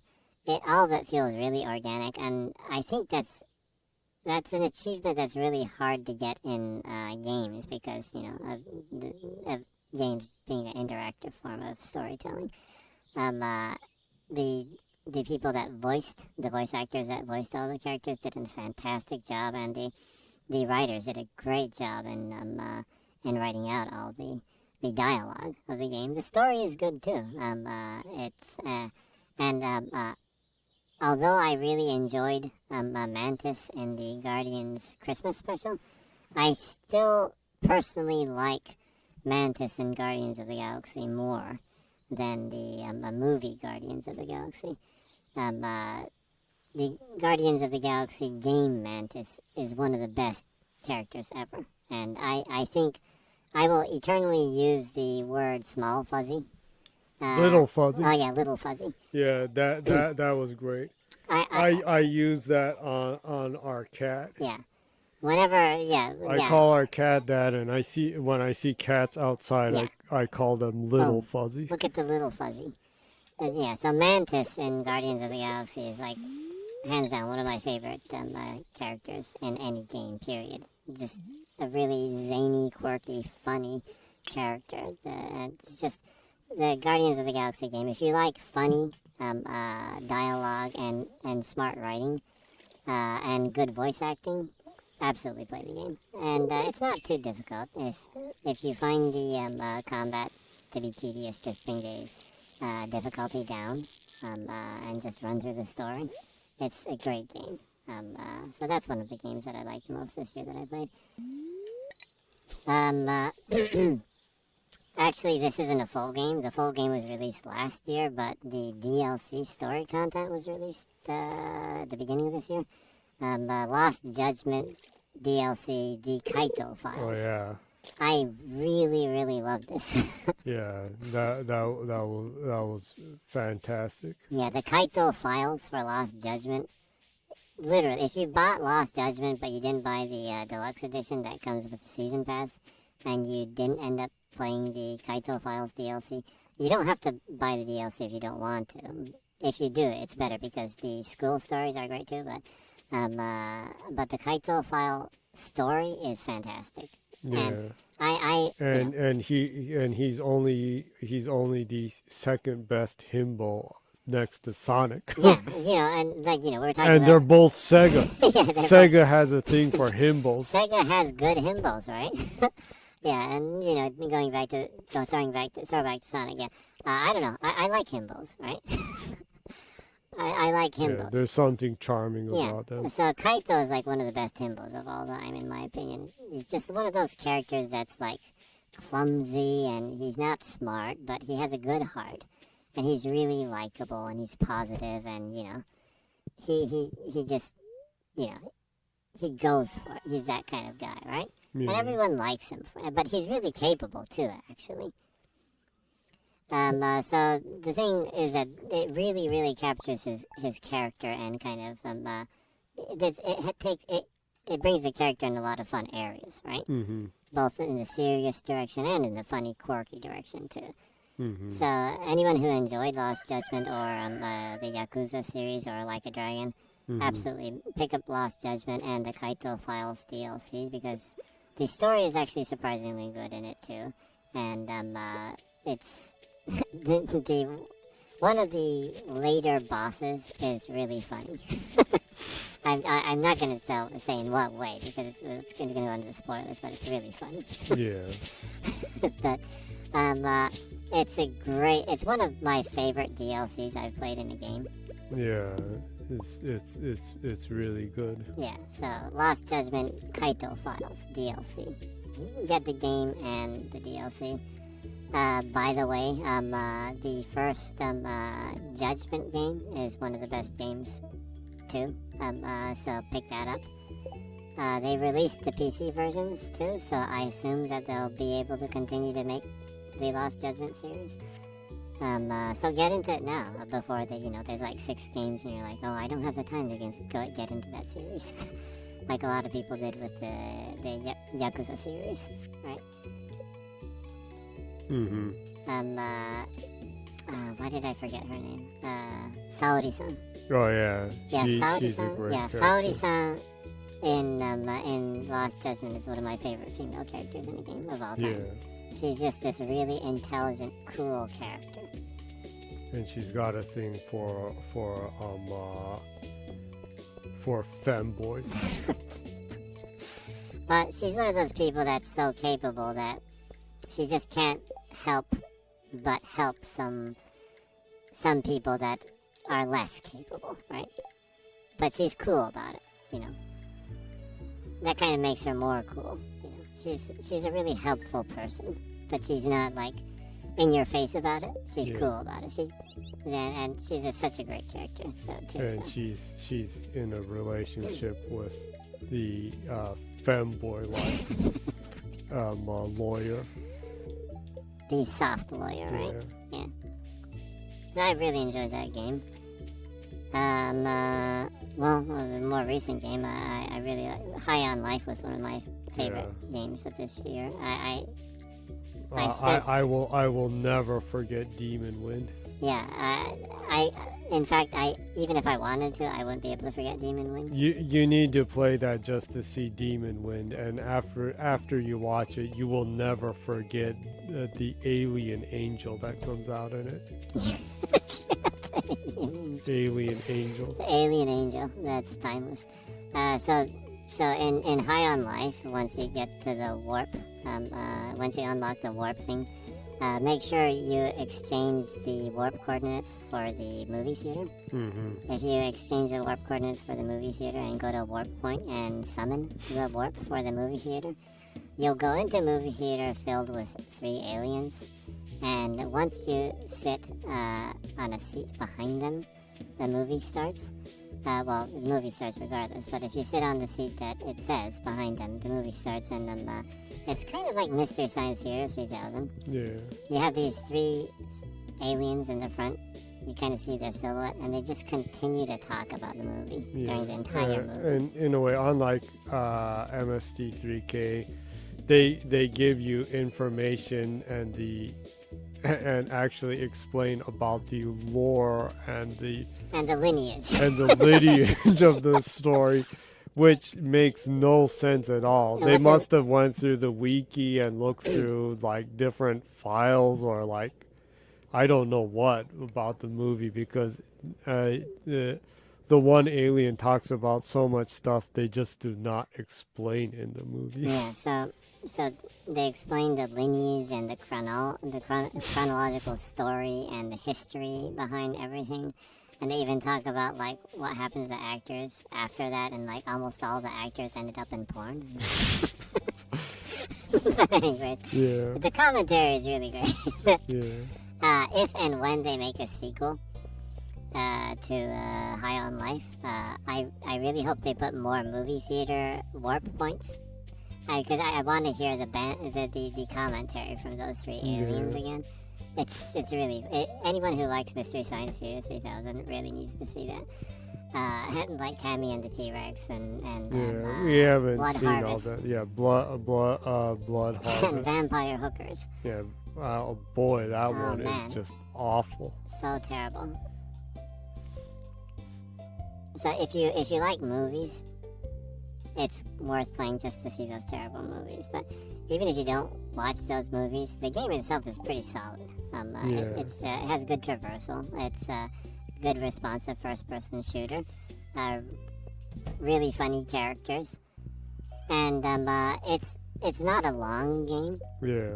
It's just long enough that it doesn't overstay its due, right? Yeah. And it has a surprising twist toward the end that Yeah. you have to play. The twist. You can't talk about Yeah, it. I'm not gonna talk about it, but when you get to the last boss, there's a surprise after a certain point. So, absolutely, give it a try. It's in Game Pass. It's worth it just for Demon Wind. Yeah, really, go for it. Yeah, and you also with Tanny and the T-Rex, you get to see pre Fast and Furious Paul Walker. Oh yeah, which is pretty deep and hard hitting sentimentally. yeah. He was really, really young and really, really thin. Yeah. Still very handsome. Yeah. And he's probably the best actor in that. Even at that point, even though he was really young and really thin, he was. Surprisingly, it had both he and Denise Richards are in it. Yeah. Yeah. It's not all to it's throw all shade at Denise Richards, but her acting in that is not on par with with his, but you know. I don't know. Maybe it was the director's fault, right? Yeah. Well, no, it was youth. Blame it on youth, right? Like Milli Vanilli said, blame it on the rain. Anyone that references Milli Vanilli is not young. Yeah, I am not young. Oh, but you need to say forever young, right? Yeah, but you need to remember, I will never give you up. And I will never let you down. I will never turn around and desert you. I'll never make you cry. Never say goodbye. And never tell a lie. And desert you. A lot of 80s song references this episode. Yeah. I just happened to see earlier today an interesting thing on the history of the Rick roll. The Rick roll? You don't know the Rick roll? No. Well, that'll take a little bit of a long time, but I just happened to see that. It also gave also the history of how Rick Astley came to be a singer and what happened to him post that and how he became famous from that. It was pretty interesting. Is it? Does it have a sad ending? No, it has a feel good ending. Oh well, you'll have to tell me about that sometime. Yeah.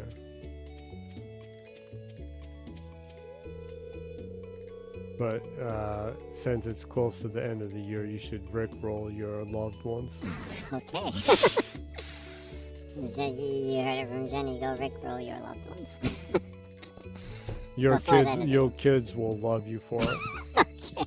And they'll learn they'll know the importance of never giving you up. Okay, well, I don't know what a rickroll is, but I guess I agree. Okay. It sounds suggestive, though. It's not. Okay, that's good to hear. I'm glad. That's good to hear.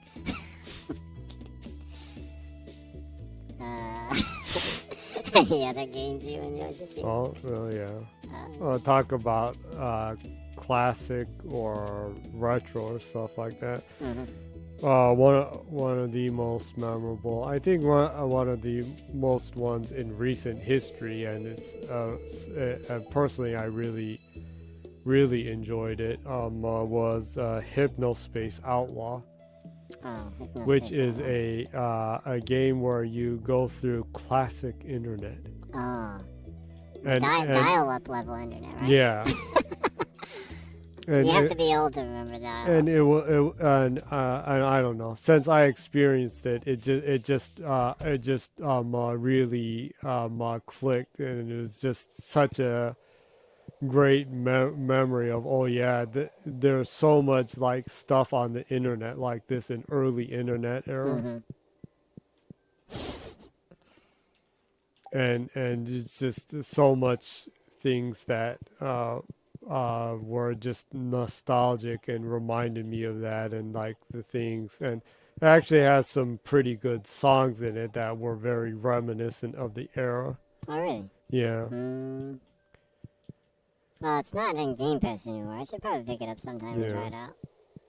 You should. It's really great, and apparently they're working on a follow up to it that's the early 2000s internet, Cool. which will also be one that will really hit hard for someone who experienced that also. There should be like the MySpace Oh yeah. and the blogger era, right? Yeah. Early Twitter. Yeah. The bulletin board, mega bulletin board type stuff. Yeah. Should be. Yeah. That would be really interesting, actually. Yeah. Well, the sequel sounds like would be really cool. So I should pick the first one up and go through it. Yeah, there's just so much like memorable stuff in it. I guess then for someone who experienced that era, there's a lot of nostalgic throwback that would make it fun. But for someone who didn't experience that era, it would be a cool way to kind of get a feel for how it was back then, huh? Yeah. If you play it, you'll get a good idea what the internet used to be like. I like games like that are kind of like a time capsule. Yeah. Right? That's one of the reasons why I like the Yakuza series. Yeah. The Ryuga Gotoku series, because each game they make, they really try to throw a lot of what was in at that point in Japan. Yeah. So it's really interesting. Like what's in and out in Japan kind of goes by so quickly here. Mm-hmm. It can only be like 2 years apart sometimes, but it's really different. What's popular in each Yakuza game? A lot of it is not made up. It's referencing things that actually happened a lot of times, or that were a thing of that time period in Japan. Mm-hmm. And to someone that experienced all that weird, bizarre fads and stuff, it's cool to kind of experience that in the digital form. But these games that kind of capture a specific time period, I really appreciate. Yeah. And capturing a specific time period on the internet is a really cool concept. Yeah. So Hypnospace Outlaw. Yeah. I should pick that up. Yeah. Definitely should. It's so memorable. Also, one of the games I did beat that I beat this year, it goes within that vein of capturing a specific time, would be the Friends of Ringo Ishikawa. Oh yeah, I know that one. I haven't played it, but yeah. It's interesting because it's made by a Russian developer, Yell, I think. But it captures like the mid 80s. Early to mid 80s, kind of between metropolitan and city area, city, right? I would say it would. In Japan, I guess it would be Kitakanto or the Kanagawa area. Yeah. Around that area, around Tokyo, not directly or in Tokyo. a way the edge of Saitama. Yeah, Saitama. Saitama is part of Kitakanto. Yeah. Yeah, so that area in the early to mid 80s. Mega trivia, but the corners of Saitama were meccas for Yankees. Yeah, Yankees are kind of like high school delinquencies, right? Yeah. They're the people that went through mid school that couldn't grow up, and they continued to be rebellious in high school, right? The Yankee culture from Kitakanto and the Kanagawa area is pretty distinct. Yeah. And it's really cool to me that this dude from Russia kind of captured that really well. Kind of the scenery and the, kind of the story of each character and kind of how these younger, between kids and adults, kind of this moratorium kind of age where you need to start thinking about, like, well, legitimately, where am I going to work? What am I going to do with life, right? This really, it's the third year of high school. So these kind of kids that need to grow up quickly, they're still rebellious, so they obviously didn't grow up fast enough. They need to catch up in this last year, right?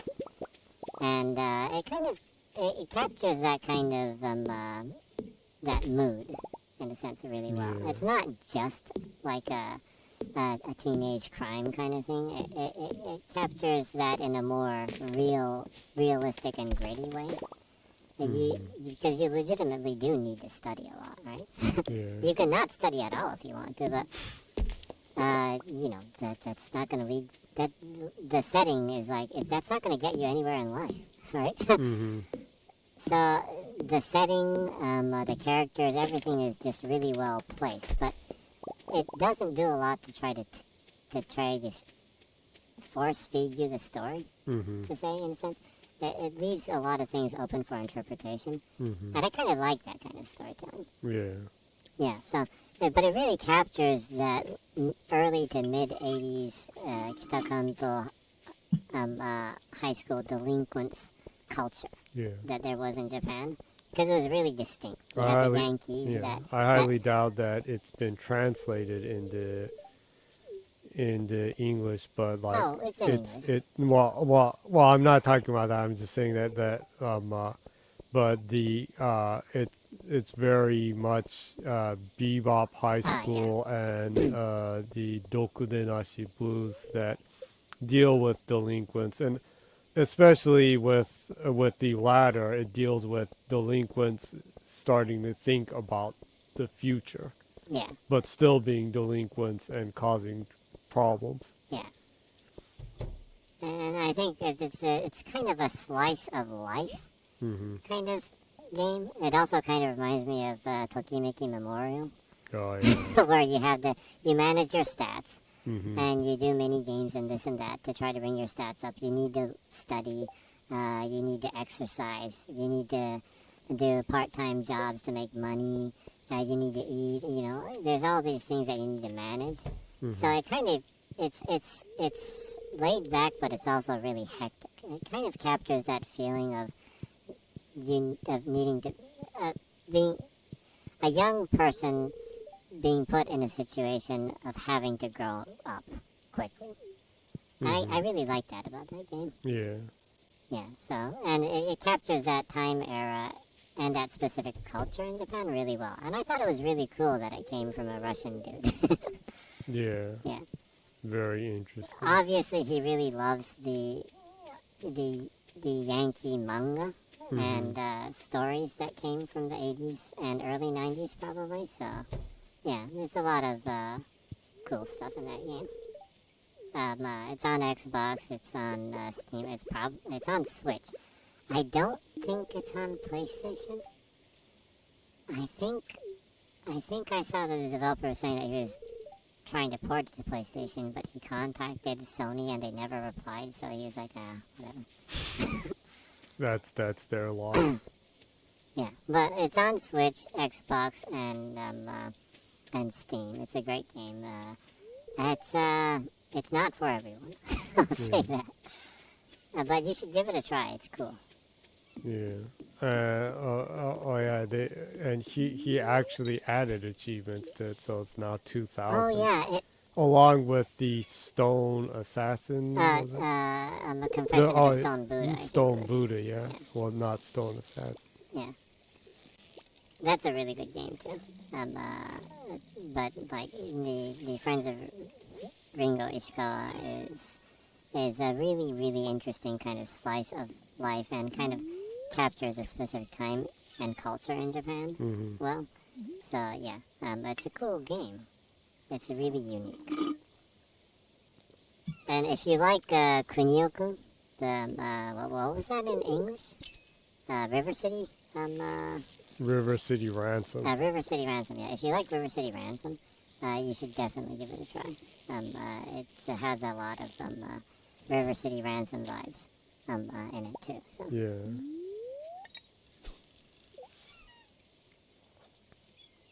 If you don't know what River City Ransom is, I'm pretty sure you're familiar with River City Girls. The second one just came out recently, right? I think. And that was a remake of the old one that was on the Super NES. Yeah. In fact, they remastered that one as River City Girls 0. Yeah. Was it? And released it, so you can play that. That has both Kunio and what was his name? His friend's name. His friend's name. Yeah. I can't remember his friend's name. What was it? I totally forgot his friend's name too, but that was Diki. Oh yeah, Diki, yeah.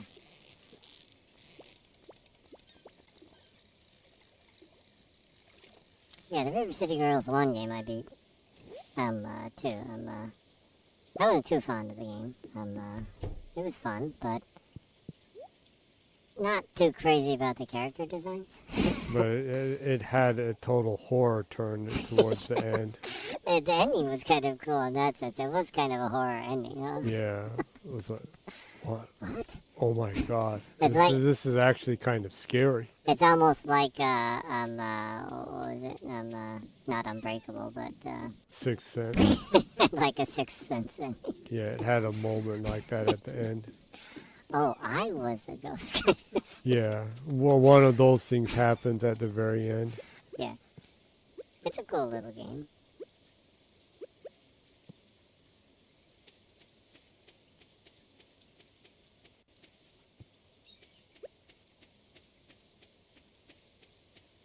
So,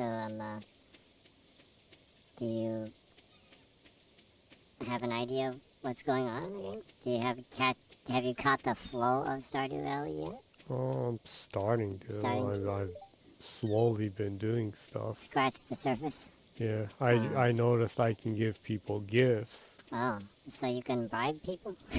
Well, you can get them to like you. I guess that's the fastest way to get someone to like you, huh? Yeah. Break into their house and give them a gift. Yeah. or do pelvic thrust and say, "Come on." What game was that in? Fable. What are you talking about? Yeah. If you give people gifts, you can get married to them. Yeah. People are pretty easy in that game. Yeah. And if they have poor taste in humor, you can give them a gift and then do a pelvic thrust in front of them. They're like, oh. And then you can propose to them and get married to them, right? Yeah. Yeah. Fable games are classics, huh? Yeah. Really looking forward to the new one. Yeah. I hope they announce And something crunchy about it. chickens. Yeah. I really hope they keep crunchy chickens in the game. They have to keep it in. Talk about hoping for new games. There was the rumor that Xbox is going to have an event or a showcase Yeah. early next year.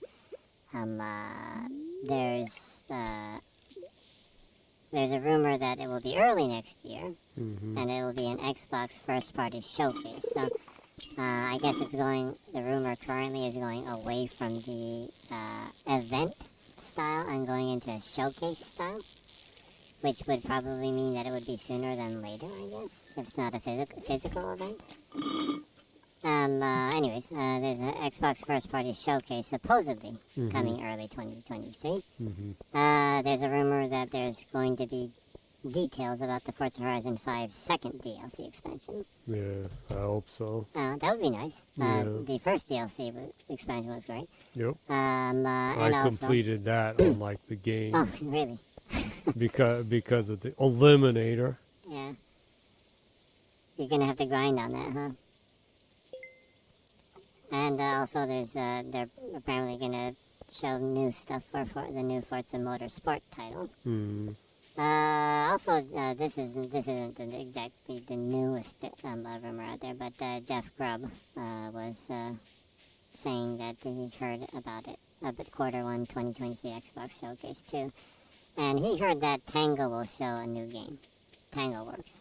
But he was saying that it's going to be kind of a Pentiment level or Pentiment scale game, so more toward a double A indie kind of title. But Mikami already said that he said the game that they are already working on is more of a smaller scope game that he's having one of the other younger creative directors leading.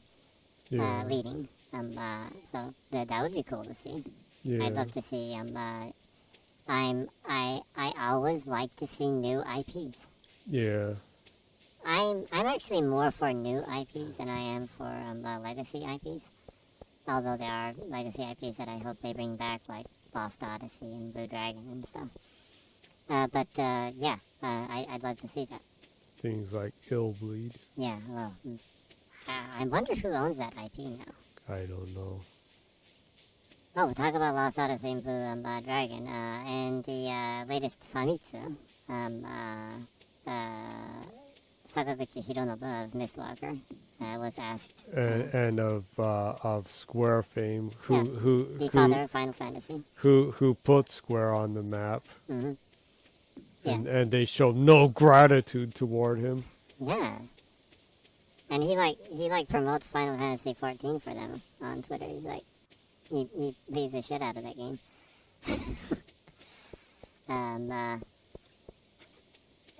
They should pay him for that. Yeah. Anyways, he was asked about his plans/goals for 2023, and he said that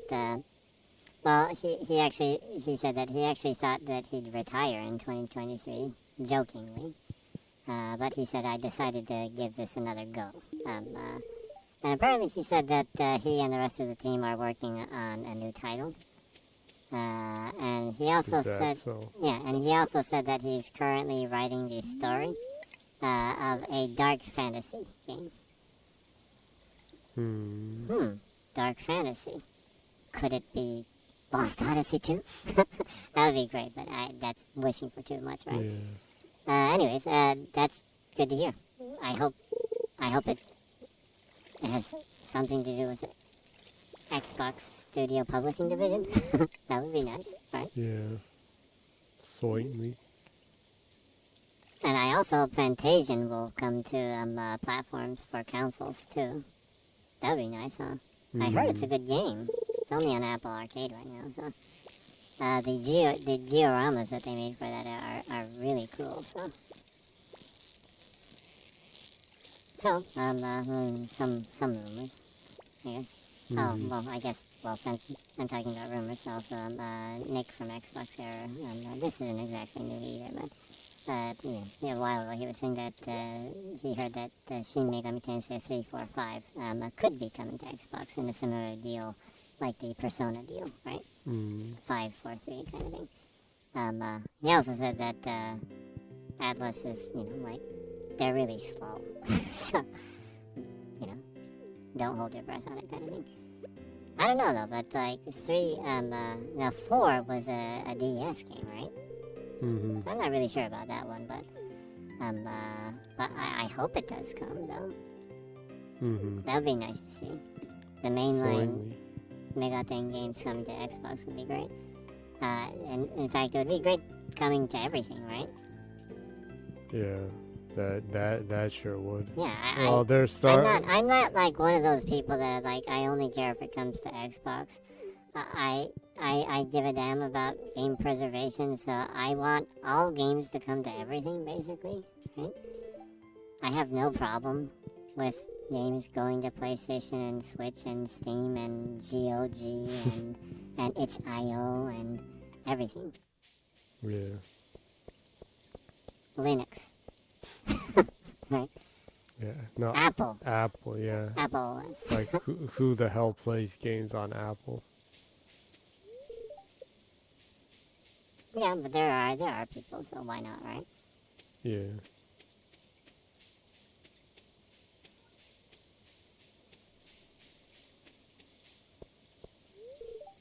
Still not gonna gate people for that.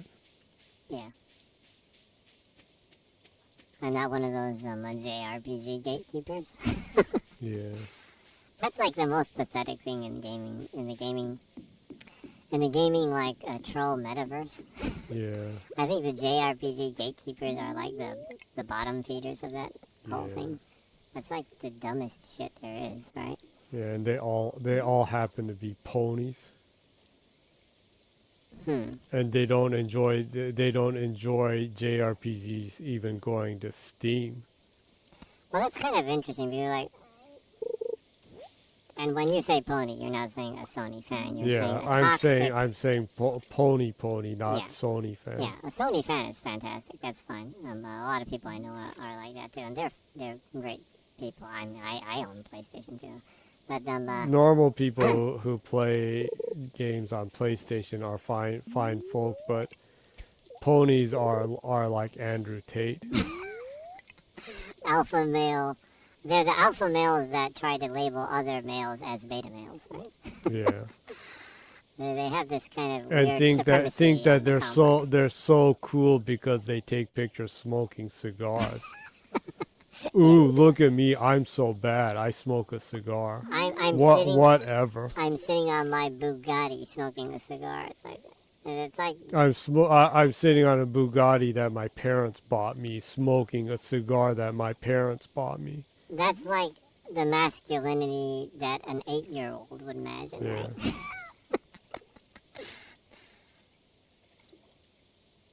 That's a masculinity of a man who never ever made a woman come. I don't know. I can't agree or disagree with that, I guess. But anyways, yeah. So going back to the subject, the genre gatekeepers are so bizarre to me. Yeah. That's just like I don't get it. Like, if you're a fan of a genre, don't you want the genre that you like to thrive? Yeah. It's like how it's weird. It's kind of like they're like flat earthers to me. I just don't get it. Yeah, absolutely. They are the equivalent of flat earthers. I guess the genre gatekeepers of the toxic fandom metaverse are the equivalent of flat earther conspiracy theorists. Yeah, totally. maybe there's some point where they cross over, maybe.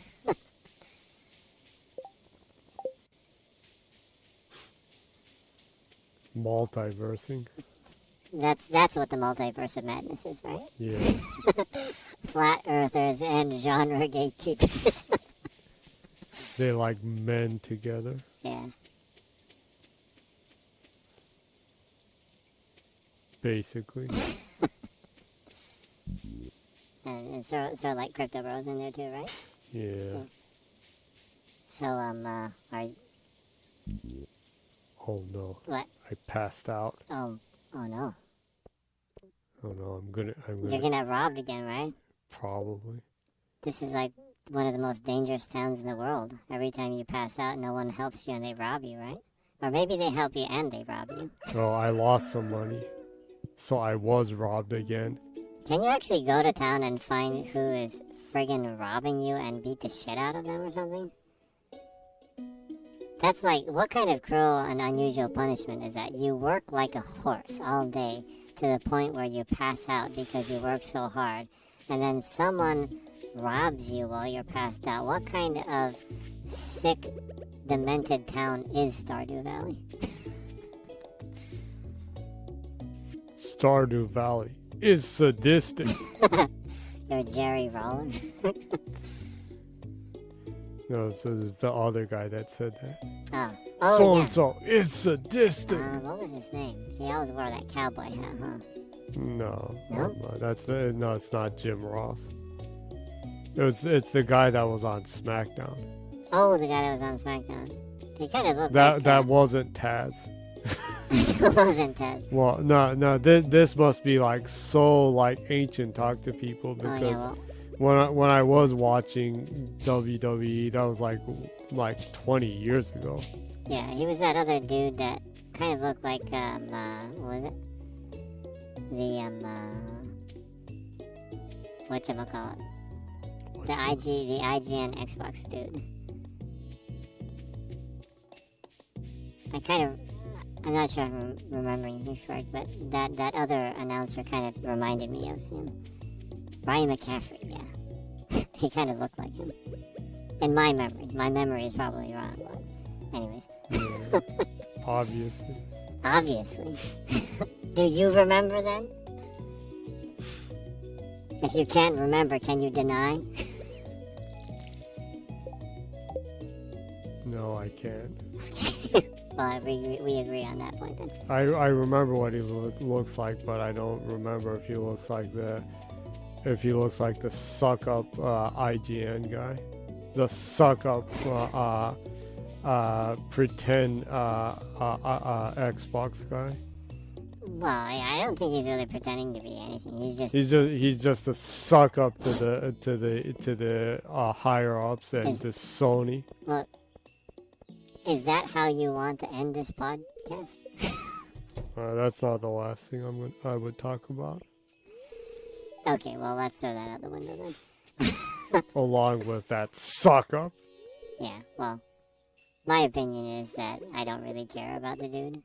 He's just the same as almost every other journalist that I don't give a shit about that is just trying to get clicks. That's their job, and that's exactly why I don't give a shit about them. So anyways, that's that.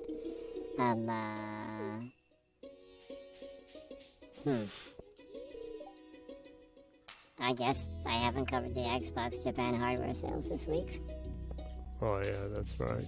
Yeah, well, It's your duty, isn't it? it's my duty, yeah. It's your call of duty. Call of Duty. Talk about Call of Duty. The regulatory body of Chile approved Microsoft's Activision Blizzard King buyout in the first phase, so which means they're not going to ask for any concessions or anything. Apparently, the Chilean regulatory body said that there are no concerns for reduced competition. They're actually sane. Oh yeah. My God, regulators that are sane? Can this happen? What has this world come to? I am afraid. Yeah, you only get insane regulatory bodies in developed countries, I guess. Obviously, yeah. Yeah. That brings up a lot of questions. Yeah, it does. Yeah. It genuinely does. Yeah. So, anyways, progress, right? Mm-hmm. That's that. The Xbox hardware sales for Japan this week were the Xbox Series S sold 778 units, and the Series X sold 331 units. Combined, they sold 1,109 units. So basically the same as last week, but hopefully, I say this every week, but I hope they get more units in. Yeah. But apparently, the Series S was well stocked in America and Europe, but from what I hear, the Series X was understocked. Oh, really? Well, yeah, the X is generally seems to be pretty understocked all the time. So. Yeah, so they do need to do something about that next year, huh? Hopefully. Yeah. Yeah, because I think there's a higher demand on the X right now for a lot of people. I guess this is gonna continue as long as the Poon stank is sitting around. I don't know. It probably depends on a lot of things, I would assume, but yeah, I think it also depends on Microsoft, what they're trying to prioritize. If they're going to try to push for numbers, or if they're going to try to push for the high-end units, like the Series X. I assume they're probably going to try to push for numbers for the Series S, because it uses it uses less silicon for production of the unit. So, and also, like, this is kind of going through a global concession right now. Yeah. So I think people appreciate the entry-level pricing for the Series S. Yeah. You don't have to, like, sell a bladder or a liver to buy it or something, right? Yeah. It's not insanely expensive either. Mm-hmm. Any other stuff you want to go over for the end of the year? If you watch the other streams I did, I went through Silent Hill 2, which was very entertaining and interesting and quite deep. Mm-hmm. And if the rumors are true, it's never coming to Xbox. The remake. Well, it's not really a rumor. It's something that Microsoft stated inside one of their reports toward the FTC, but it's kind of I think they're just kind of covering the area of timed exclusivity. Mm-hmm. They're not really directly saying that it will perpetually be exclusive to PlayStation. I think they're just covering that, well, exclusivity is a thing in the industry, and there's a lot of titles that won't be launching on the Xbox, like Silent Hill 2 Remastered. I personally, that's my take. Mm-hmm. They're kind of, they're not really clear on what they mean of that. So that's what I think about it. Mm. I think it'll eventually come. Personally. Wizard. There's a wizard? Looks like it. I guess it's not Earth then, huh? Is he a wizard of gold discs, though? Gold discs? What? Leland Sklar. Oh. The wizard of gold discs. That's asking me to understand that reference at 3 o'clock in the morning in Japan after like 5 shots of tequila is asking too much, right? He played on Spectrum, Billy Cobham's Spectrum. Yeah, I think most of the people listening to this, if they're listening to this right now, they're like, "What the hell?" And he played on Carole King's stuff, and of course on all of James Taylor's stuff. Yeah, well, so almost everyone in the world has heard Leland Sklar's awesome bass lines. Yeah. The Wizard of Gold Discs. He has one of the most coolest original basses also. Yeah, that is true. He's one of the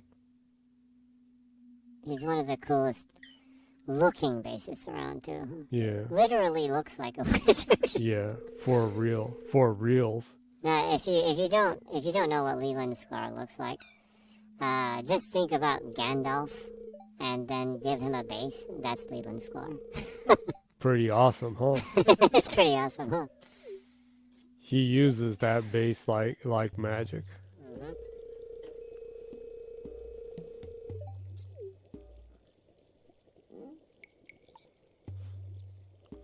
Pretty much. Pretty much. Yeah.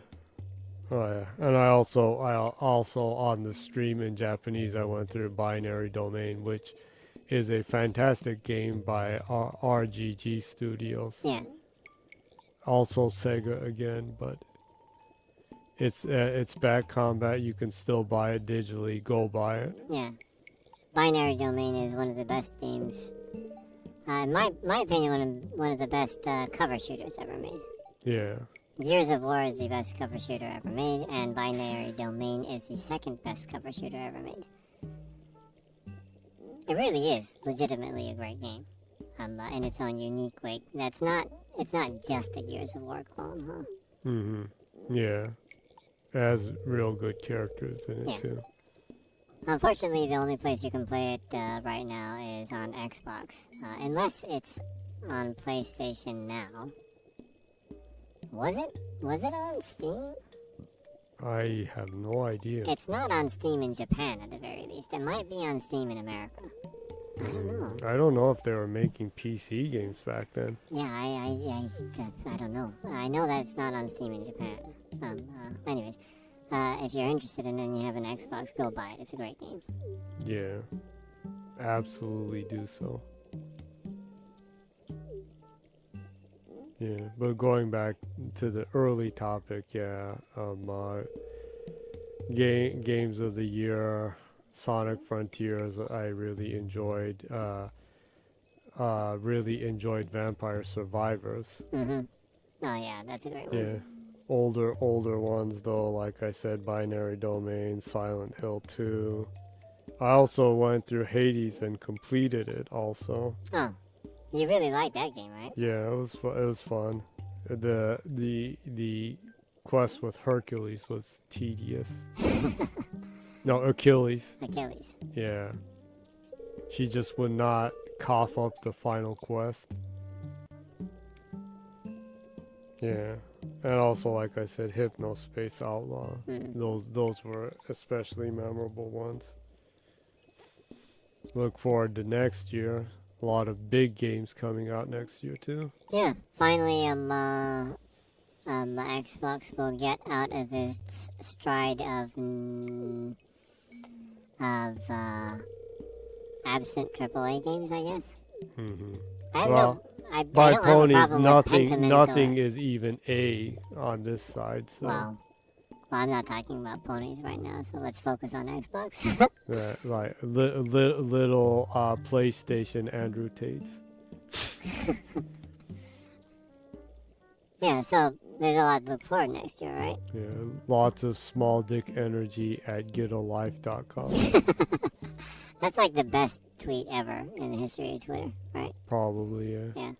Well, if anyone doesn't know about that, just search Greta Thunberg, small dick energy at getalife.com and you'll probably get it. Anyways. So next year, a lot to look forward for Xbox. Starfield will be coming out. Redfall, another AAA game. There was a rumor that it was going to be pushed back, but Clover was like, I wouldn't bet on that kind of thing, so I don't know. He hasn't really been talking about rumors recently a lot. Yeah, he kind of stopped that. Well, he was saying that he went away from that because he knows that there's enough stuff that Xbox has that he doesn't really have to talk about rumors anymore, so. But I don't know. He's been frustrated about the lack of stuff too, so maybe he's going back to rumors. But he was just saying that he wouldn't,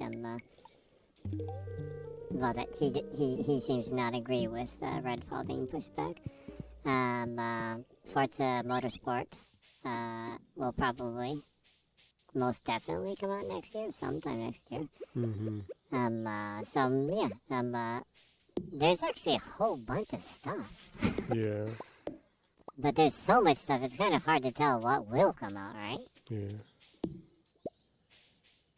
I'm more than happy that two Yakuza games are coming out. Oh yeah, well next year, my game of the year already will probably either be. Well, they have now been rebranded as Like a Dragon. Like a Dragon, yeah.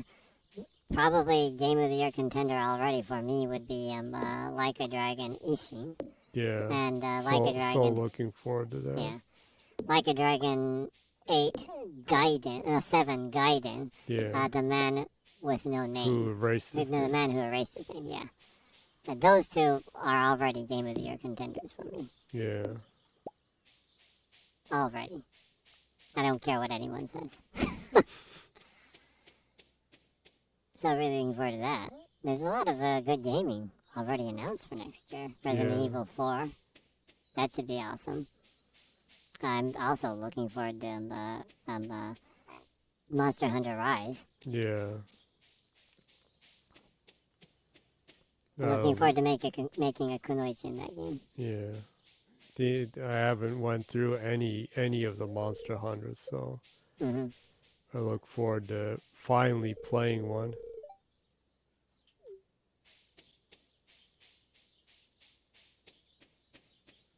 It would be nice to do that, huh? Yeah. Whoa. It's totally time to stop. Yes, it is. Oh no. The chill atmosphere of this game made me forget that what time it was. Well, I guess it's one of those games that you just kind of forget the time and sync time into the game, huh? Yeah. Dangerous. Have you enjoyed the game? Oh yeah, I actually only started to get into it. Uh-huh. Getting out of the tutorial area and understanding some of the mechanics. I'm sure once you get to know the people, they become really interesting too, huh? Yeah. I wonder if you'll finally figure out who's stealing your friggin' money. Yeah. You need to find that thief and beat the money out of them. You need to beat him with a Spencer stick. Yeah. If you go back and watch my older stream, you will know the magic of the Spencer stick. Go watch the Silent Hill ones. Yeah. Well, go watch the Phil Spencer versus Jim Ryan one. You'll be able to hear the amusing talk of the Spencer stick. I guess that's about it for today. So it's been a pretty good gaming year for you, huh? Yeah, very much. And I plan on making next year a better one. Yeah, well, you just started streaming games like 4 months ago, right? Yeah. Yeah, so hopefully you can stick at it, and I hope it turns into something and I can give back with it. Yeah, well, that's the main reason why you're doing it, right? Streaming solely for charity. Yeah, and that's the main reason why I'm pitching in and helping Jenny out too. The only charity I've been doing with it so far is entertainment. So. Let's hope this entertainment someday turns into real bona fide charity. Yeah, that would be cool, right? Yeah. Yeah, I'd love to be a part of that, which is the reason why I am a part of it. So, hopefully, yeah. The sky's the limit, right? Yep. So, it was a pretty cool gaming year, and definitely going to be an even better gaming year next year. Yep. So, I guess it's good to say that you might want to wrap up this year's last stream, Jenny. Would you like to? Well, I just started streaming 4 months ago, and it's solely for entertainment and charity. Hope you enjoy it.